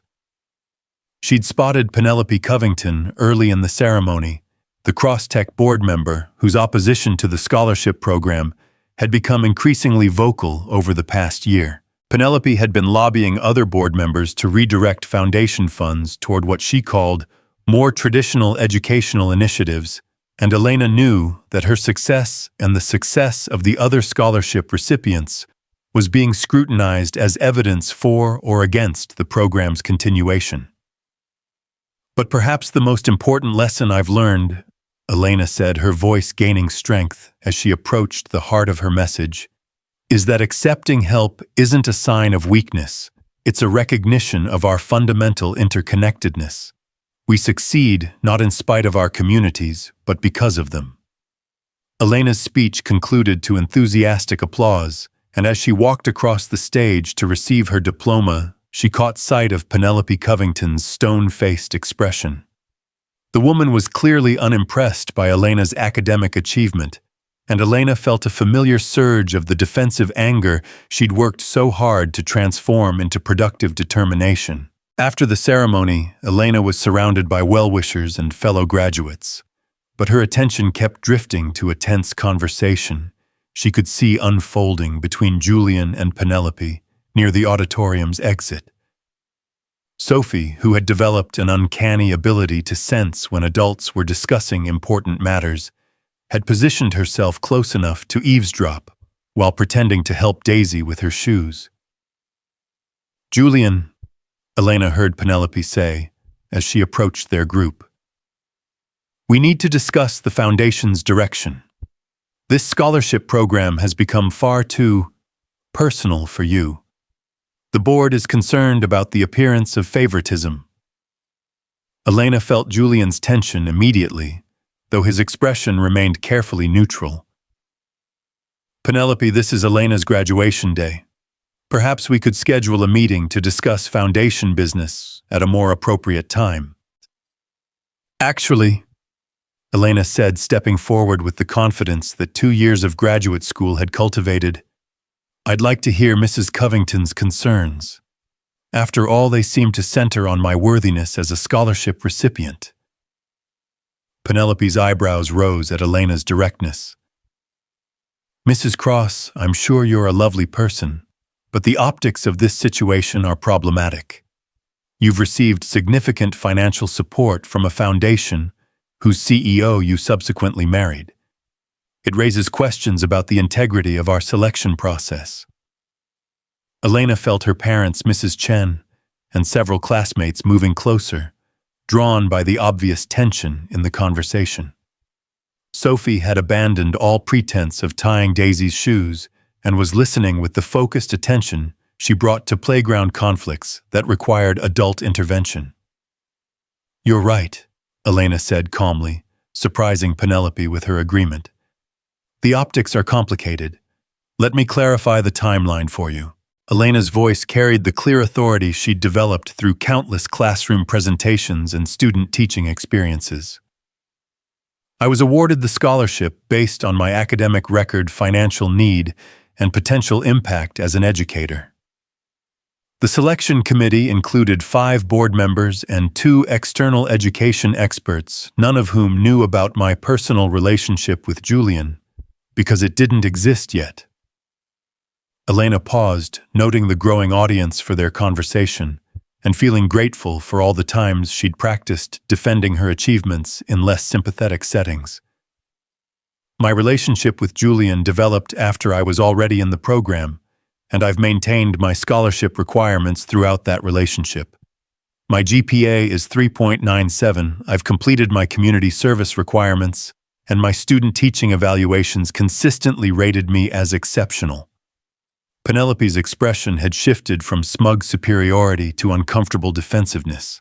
"Nevertheless, the appearance of impropriety—" "Let me stop you there." Elena interrupted her years of struggling for respect, finally crystallizing into unshakable confidence. "Mrs. Covington, what exactly are you suggesting?" that I seduced Julian as part of some elaborate scheme to secure educational funding, that my academic achievements are somehow fraudulent because I fell in love? Or are you simply uncomfortable with the idea that a woman who once couldn't afford baby formula might actually deserve the same opportunities as people born into wealth? The auditorium had grown noticeably quieter, and Elena realized that their conversation had attracted the attention of university administrators, other board members, and a significant number of graduation attendees. Julian stepped forward, his voice carrying a cold anger that Elena had never heard before. Penelope Elena has earned every achievement she's celebrating tonight. But more importantly, she's proven exactly why the scholarship program works. Look around you. Julian gestured toward the lingering crowd of graduates and their families. Maria Santos graduated tonight with a degree in social work after raising 3 children as a single mother. David Kim finished his engineering degree while working full-time to support his elderly parents. Jennifer Wu completed her teaching credential while caring for a disabled spouse. These aren't charity cases, they're investments in human potential that are already paying dividends in our community. Elena watched Penelope's face as Julian spoke, seeing the woman's determination to find fault with the program warring with the undeniable evidence of its success. Furthermore, Julian continued, his voice gaining the controlled intensity Elena had seen him use in business negotiations. Elena didn't just succeed academically. She's been mentoring incoming scholarship recipients, volunteering in local schools, and helping us refine the program based on her first-hand experience.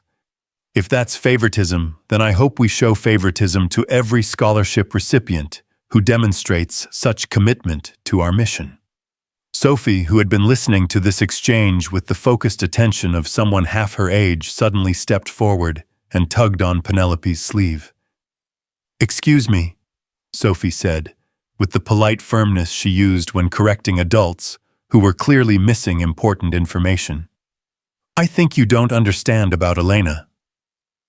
Elena felt her heart skip as all eyes turned to her 9-year-old stepdaughter, who looked perfectly composed, despite being the center of attention in a room full of adults.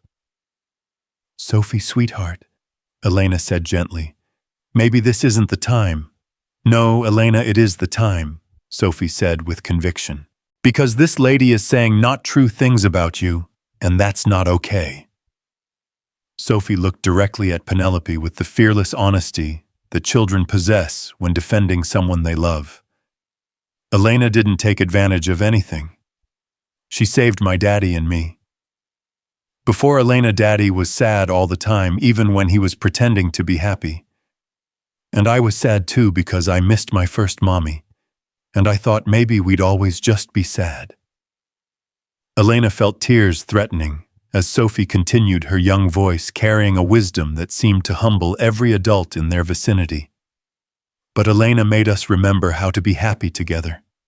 She helped Daddy remember that families are supposed to take care of each other, not just live in the same house. And she teaches Daisy and me that girls can do anything they want if they work hard and help each other.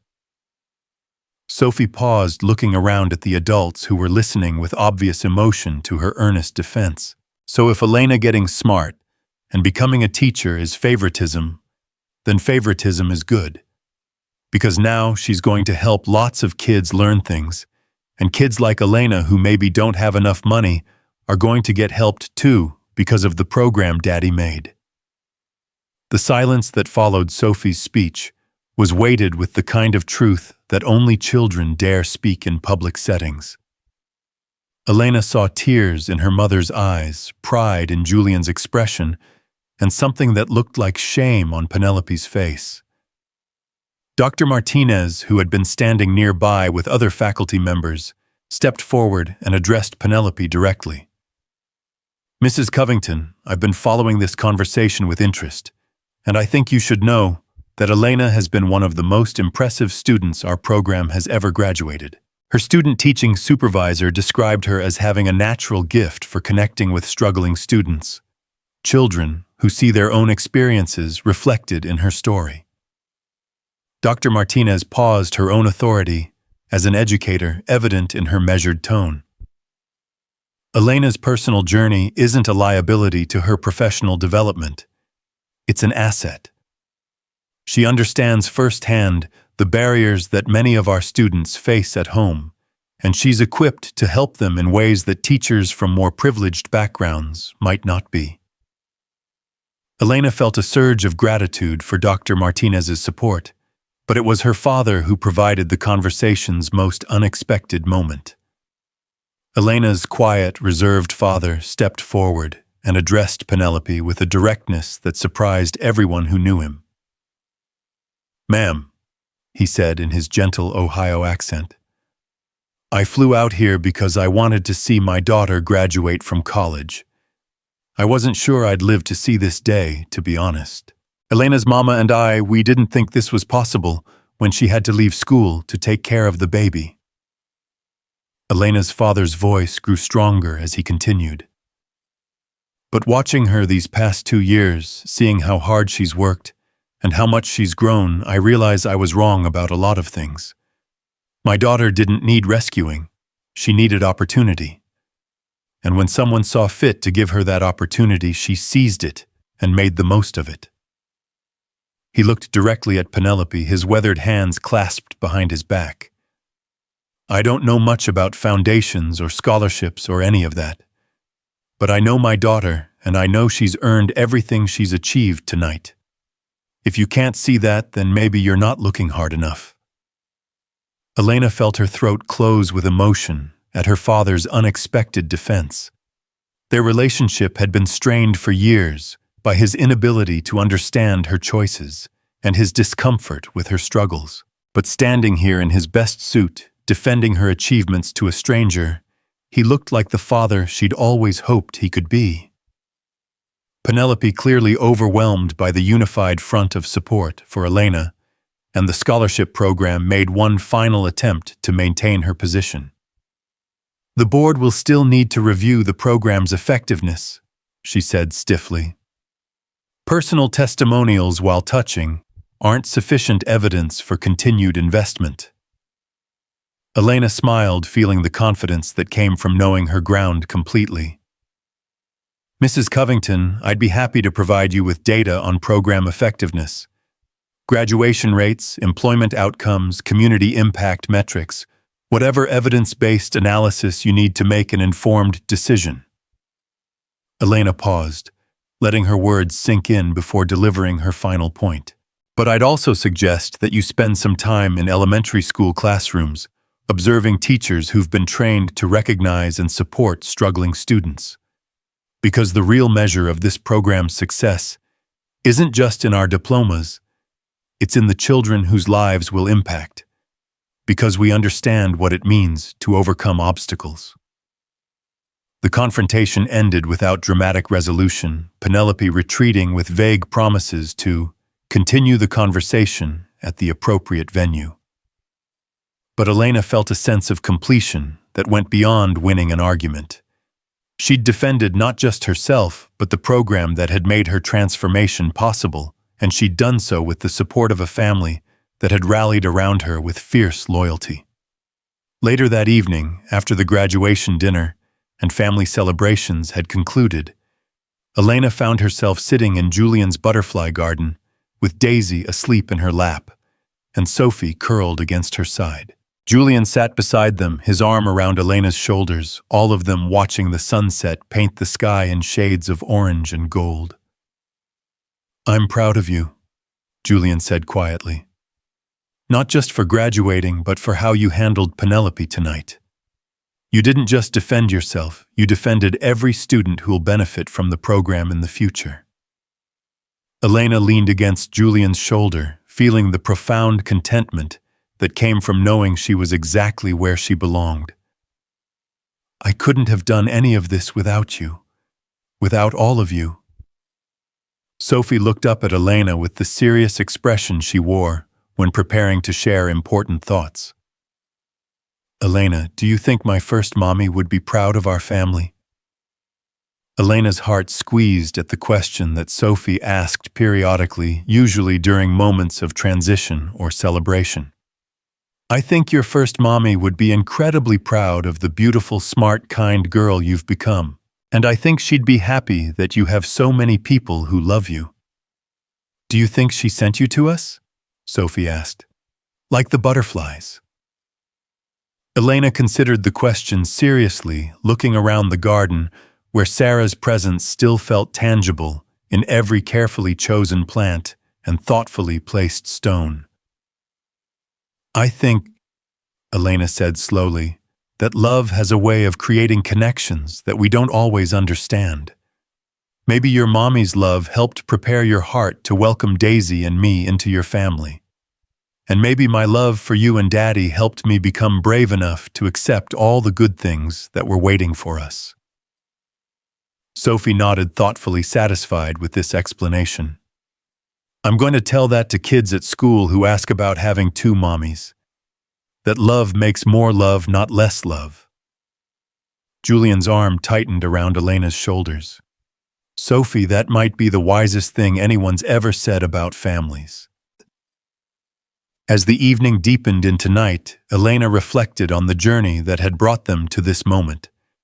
3 years ago, she'd been a single mother, surviving one crisis at a time, unable to imagine a future beyond basic subsistence. Tonight, she was a college graduate, a wife, a mother to 2 incredible daughters, and a teacher prepared to impact countless young lives. The scholarship program had indeed expanded, as Julian had promised, now supporting over 200 students annually. Elena had become the program's most effective advocate, sharing her story at fundraising events and helping to screen applications from prospective recipients. But perhaps more importantly, she'd become living proof that investment in human potential could yield returns that extended far beyond individual success. Elena, Sophie said sleepily, when you start teaching, will you tell your students our story? Which part of our story? Elena asked. The part where being sad led to being happy, and how help from strangers can turn into family, and how sometimes the best things happen when you're brave enough to say yes to scary opportunities. Elena smiled, thinking about the classroom that awaited her in the fall, filled with children who might be facing their own versions of impossible circumstances. I think that's exactly the kind of story my students need to hear. Daisy stirred in Elena's lap, murmuring "Mama" in her sleep, before settling more comfortably against Elena's chest. The trust and contentment in her daughter's relaxed body was perhaps the greatest achievement Elena had ever accomplished, raising a child who felt safe and loved, despite the uncertainty that had marked her earliest months. Julian, Elena said, as they prepared to carry the sleeping girls inside. Do you ever think about how different our lives would be if you hadn't been at that grocery store that night? Julian considered the question as he lifted Daisy carefully from Elena's arms. I think we would have found each other eventually. Maybe not that night, maybe not in that way, but somehow. Some connections are too important to be left to chance. Elena stood and took Sophie's hand, guiding the sleepy 9-year-old toward the house.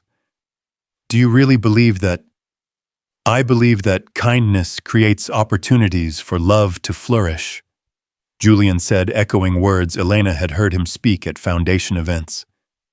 And I believe that people who are meant to be together find ways to recognize each other, even in checkout lines at 9:47 p.m. on a Tuesday.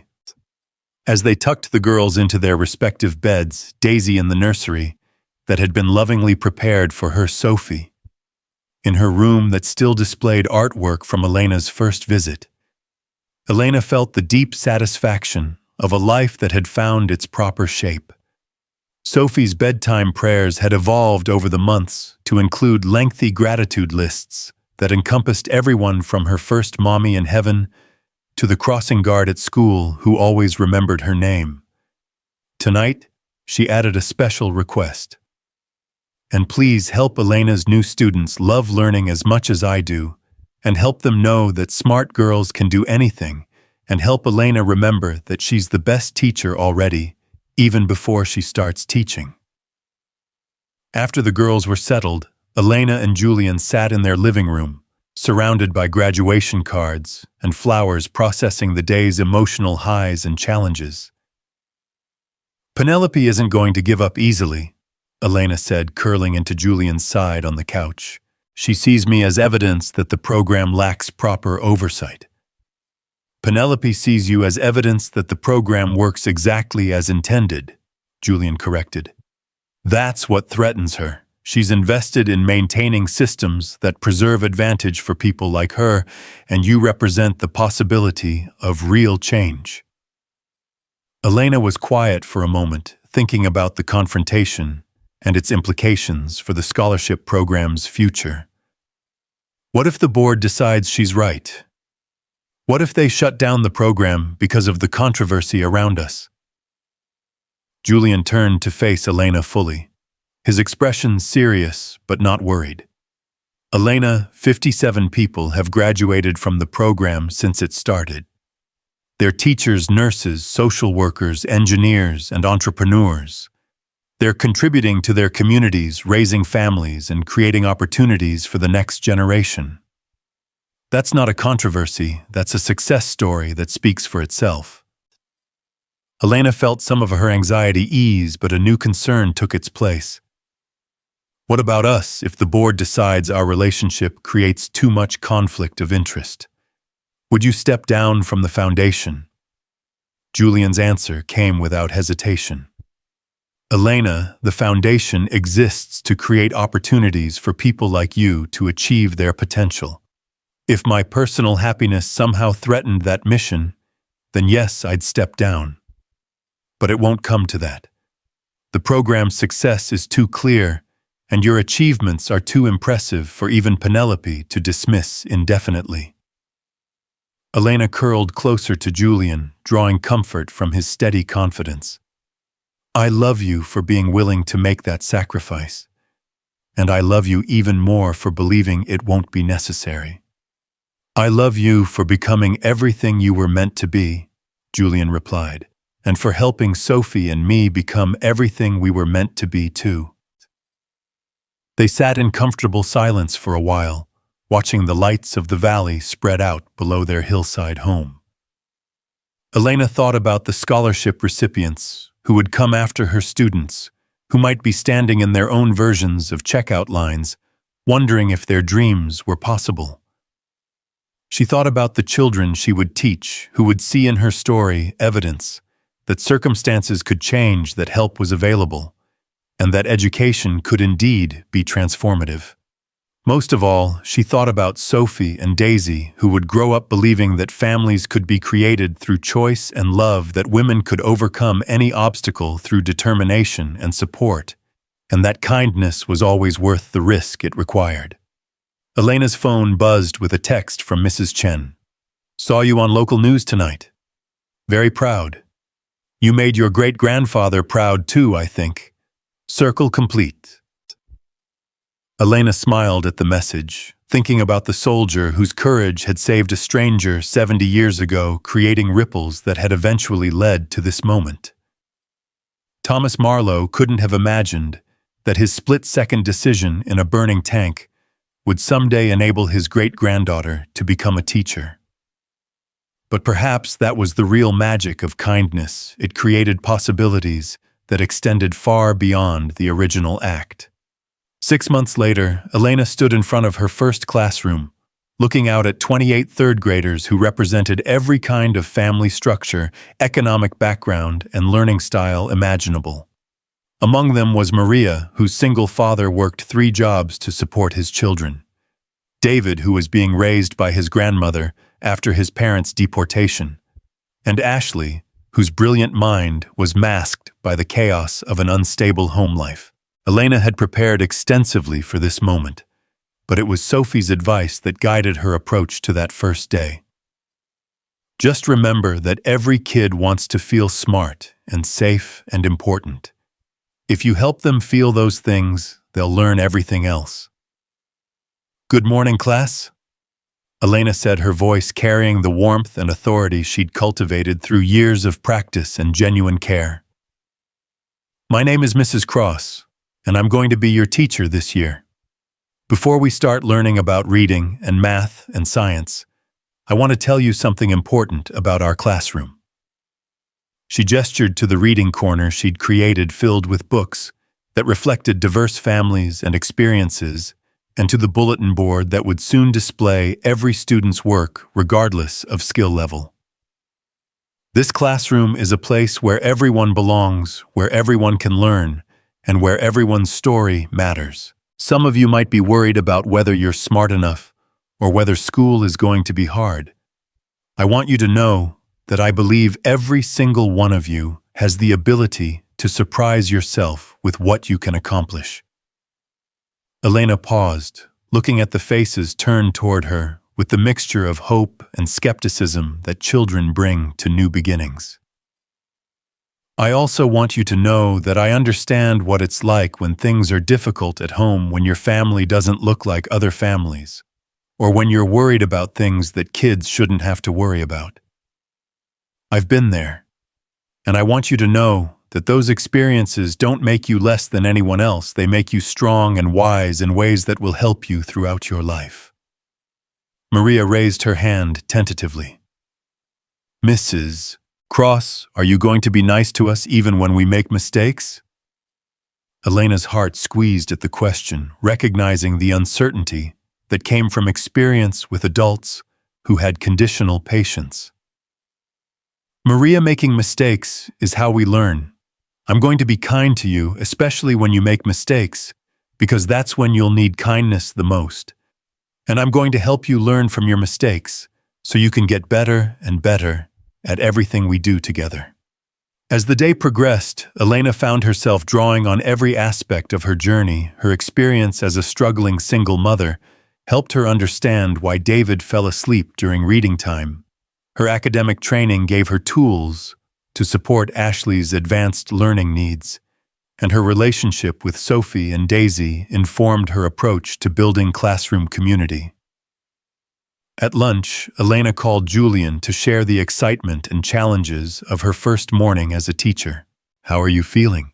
he asked, and she could hear the smile in his voice. "Terrified and exhilarated, and completely certain that this is exactly what I'm supposed to be doing," Elena replied. "Julian, these kids are incredible. They're so eager to learn and so worried about failing at the same time. I want to wrap them all up and tell them they're going to be okay." "Sounds like you're already being the teacher they need," Julian said. "Sophie wanted me to tell you that she's proud of you and that she can't wait to hear about your first day when she gets home from school. Tell her I'm proud of her too for helping me become brave enough to be here."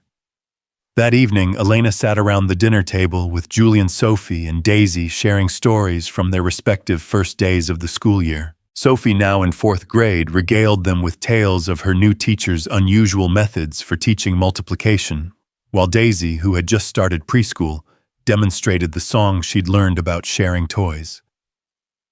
"Elena," Sophie said, as they cleared the dishes, "did any of your kids remind you of us, like kids who might need extra help or kids who are really smart but maybe sad about things?" Elena smiled at Sophie's perceptive question. "Actually, yes. There are several students who remind me of different people I love. There's a little girl who asks questions like you do, and a boy who's very protective of the younger kids like you are with Daisy. Are you going to help them the way we got helped?" Elena considered Sophie's question, thinking about the complex interplay of education, social services, family support, and community resources that would be required to truly help some of her students. "I'm going to do everything I can to help them learn and feel valued in my classroom. And when they need more help than I can provide, I'm going to connect them with other people who can support them and their families." Sophie nodded seriously. "Like a teacher version of what Daddy's Foundation does." "Exactly like that." Later that night, as Elena prepared lessons for the following day, she reflected on the symmetry of her current life with the dreams she'd harbored as a young woman. She was a teacher, as she'd always wanted to be. She was raising her daughter with the support and stability she'd always hoped to provide. She was part of a family built on love and mutual respect rather than obligation or convenience. But perhaps most importantly, she was in a position to recognize and nurture potential in children who might otherwise be overlooked or underestimated. Students like Maria, whose intelligence was masked by exhaustion from helping care for younger siblings. Students like David, whose creativity flourished when given culturally relevant materials that reflected his family's heritage. Students like Ashley, whose academic gifts needed careful cultivation to prevent boredom and behavioral problems. Elena's phone rang, interrupting her lesson planning. She was surprised to see her mother's number on the screen. "Hi, Mom. Is everything okay?" "Everything's fine, sweetheart.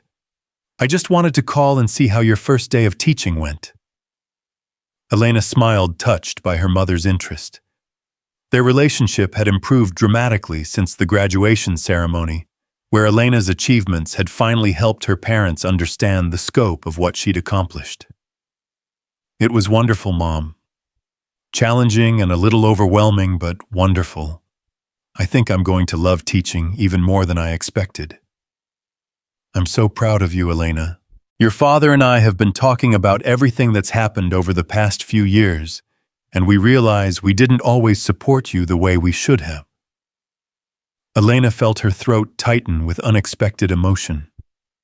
"Mom, you did the best you could with the understanding you had at the time." "Maybe, but we want to do better now. We want to be the kind of grandparents that Sophie and Daisy deserve, and the kind of parents who celebrate your achievements instead of worrying about your choices." Elena wiped away tears she hadn't realized were falling. "That means everything to me. We're planning to visit for Thanksgiving, if that's all right with you and Julian. We want to see your classroom meet your students' families at the fall festival and spend real time getting to know our granddaughters." After ending the call with her mother, Elena sat in the quiet of her home office, surrounded by the evidence of the life she'd built. Family photos, lesson plans, Sophie's artwork displayed on bulletin boards, and Daisy's toys scattered across the reading corner Julian had created for their bedtime story routine. The scholarship program had survived Penelope Covington's challenge, largely due to the advocacy of Elena and other graduates who had shared their stories with board members and community leaders. The program had not only continued, but had expanded again, now serving 300 students annually and inspiring similar initiatives at other foundations across the country.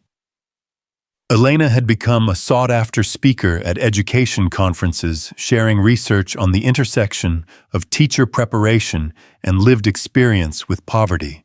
Her presentations consistently emphasized that educators who had navigated significant personal challenges brought unique strengths to their professional practice, particularly in their ability to connect with struggling students and their families. But it was the quiet moments in her classroom that reminded Elena why this work mattered so profoundly. The day Maria stayed after school to show Elena a story she'd written about her family's immigration journey. The afternoon, David asked if Elena thought he was smart enough to be a teacher someday. The morning, Ashley brought her baby brother to school and introduced him to Elena as my teacher, who understands about families that don't look like other families. These moments, Elena realized, were the true measure of the scholarship program's success, not just in the degrees earned or careers launched, but in the ripple effects of understanding empathy and opportunity that radiated outward from each individual transformation. 1 year later, Elena received an envelope in her school mailbox that would prove to be another pivotal moment in her ongoing story.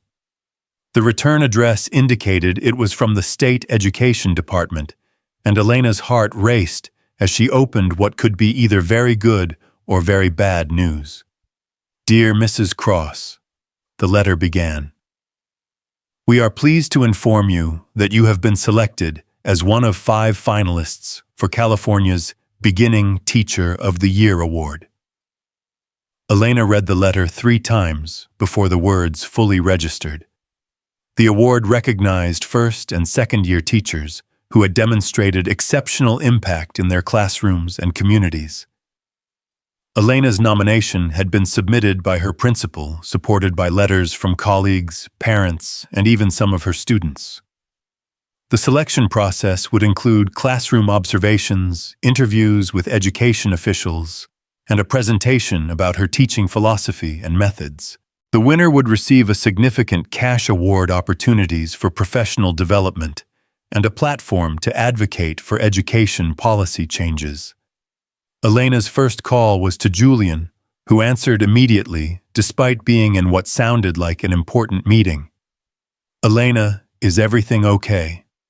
I'm a finalist for Beginning Teacher of the Year, she said, her voice trembling with excitement and disbelief.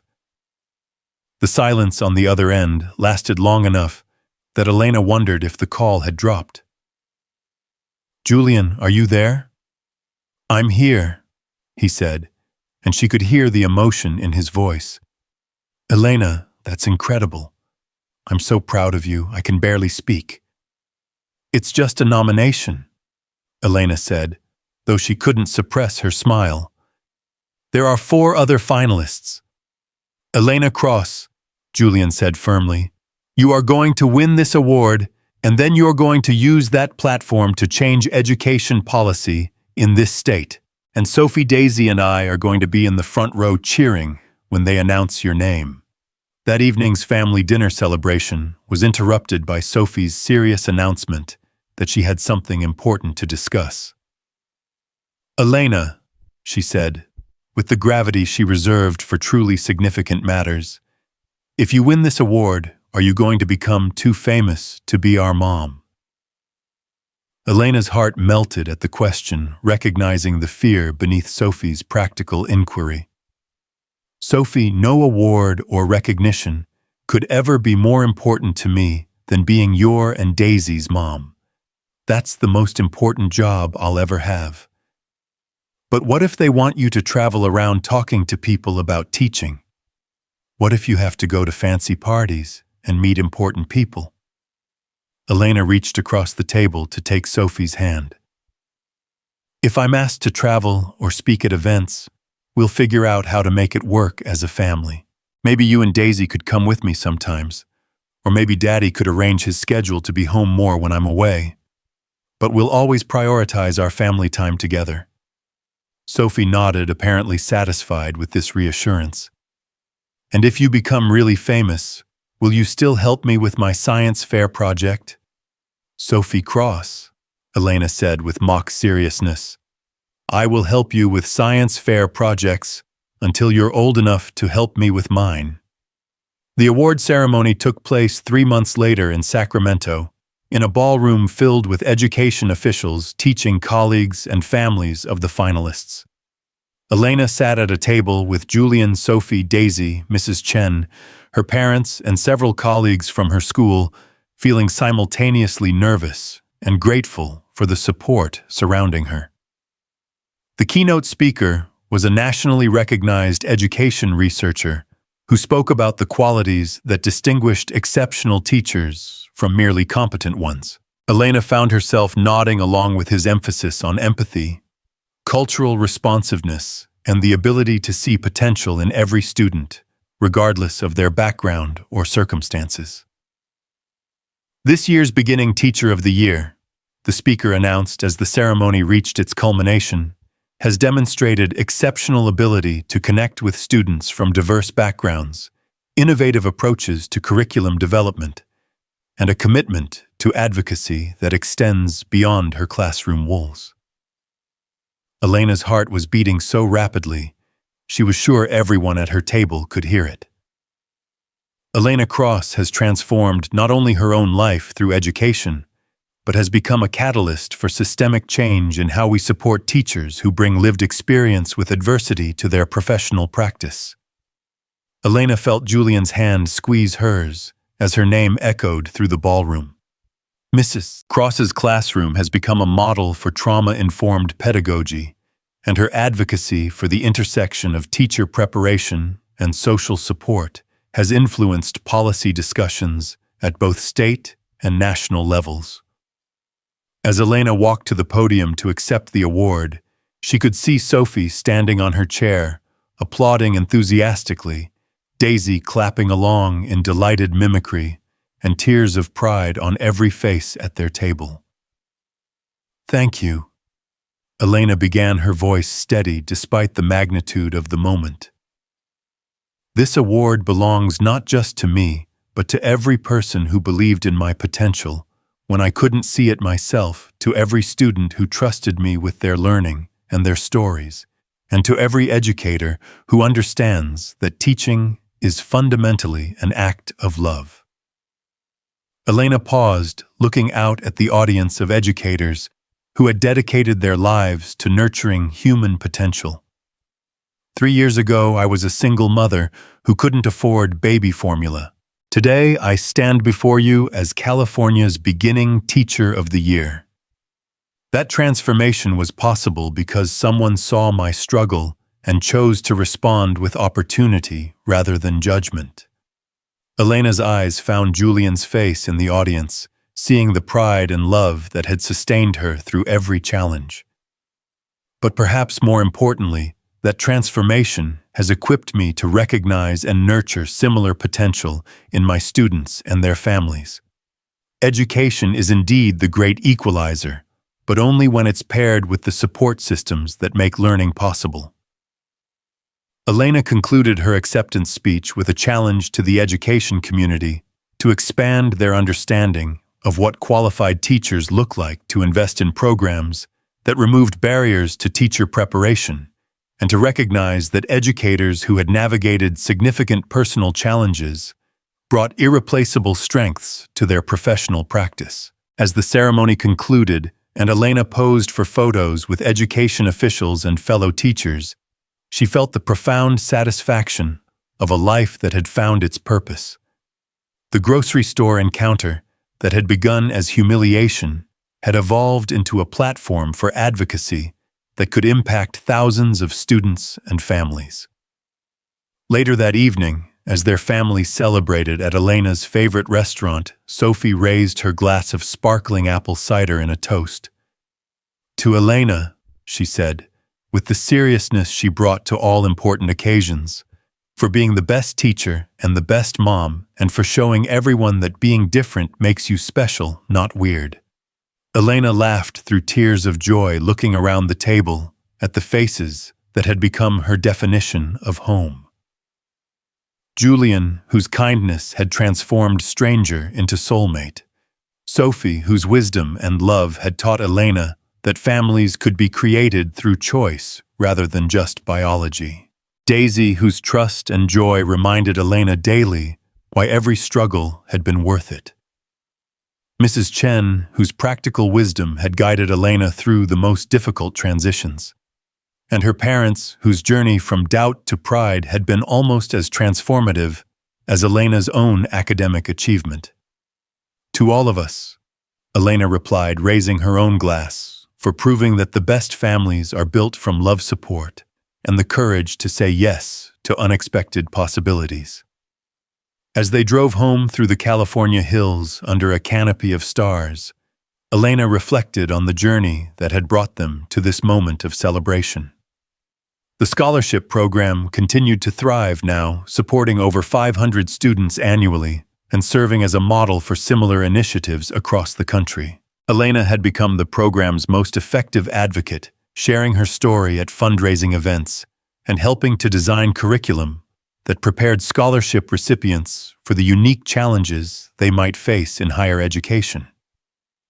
But perhaps the most meaningful aspect of Elena's success was the way it had created space for other stories to unfold.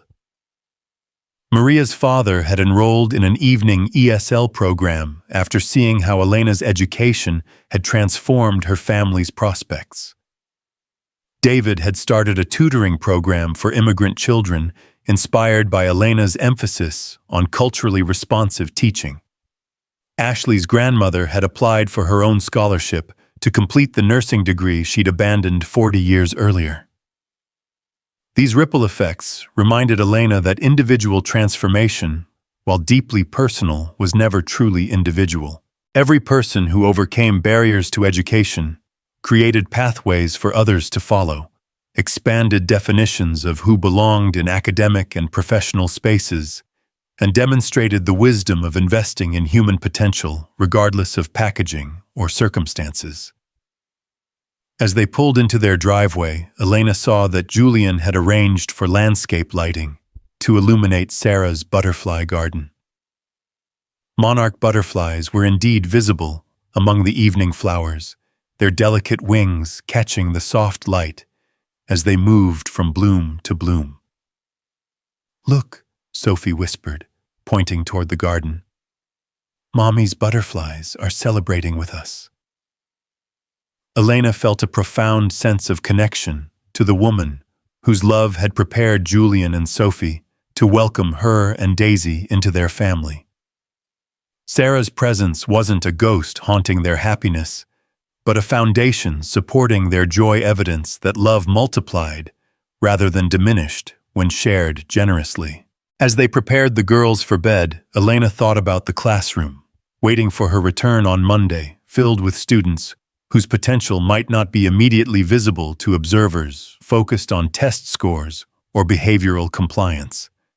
She thought about the scholarship recipients she would mentor, young parents who were navigating the same fears and hopes she had experienced. She thought about the policy meetings she would attend, where her voice would represent not just her own experience, but the experiences of countless families who rarely had access to such conversations. Most of all, she thought about the future she was helping to create, a world where children like Daisy and Sophie would grow up believing that every dream was achievable with sufficient support and determination, where young parents facing impossible circumstances would know that help was available, and where educators understood that the most effective teachers were often those who had navigated the same challenges their students faced at home. "Elena," Sophie said, as she was being tucked into bed, "do you think we'll always be this happy?" Elena considered the question seriously, thinking about the inevitable challenges that lay ahead. Adolescent growing pains, career decisions, aging grandparents, the complex joys and sorrows that defined family life. "I think," Elena said carefully, "that we'll have happy times and sad times and everything in between. But I think we'll always have each other, and that's what makes everything else manageable." Sophie nodded thoughtfully. "Like how you and Daddy were both sad before you found each other, but now you're happy together even when hard things happen." "Exactly like that." As Elena turned off Sophie's bedroom light, she heard her stepdaughter's final comment of the day. "I think this is the best family that ever got made from a grocery store." Elena smiled in the darkness, thinking that Sophie had once again managed to capture a profound truth in simple language. Their family had indeed been made from a grocery store encounter, but more accurately, it had been made from the courage to respond to need with compassion, to accept help with grace, and to build love from the foundation of mutual respect and shared commitment to each other's flourishing. Standing in the hallway between her daughter's rooms, Elena felt the deep contentment that came from knowing she was exactly where she belonged, doing exactly the work she was meant to do, surrounded by people who saw her potential and celebrated her achievements while loving her unconditionally. The story that had begun with humiliation in a checkout line had become a testament to the transformative power of kindness, the wisdom of investing in human potential, and the truth that families like hope itself could be created from the most unlikely circumstances when people were brave enough to choose love over fear. And in classrooms across California, children who had never seen their experiences reflected in their teachers' stories were learning that their own dreams might be more achievable than they had ever dared to imagine.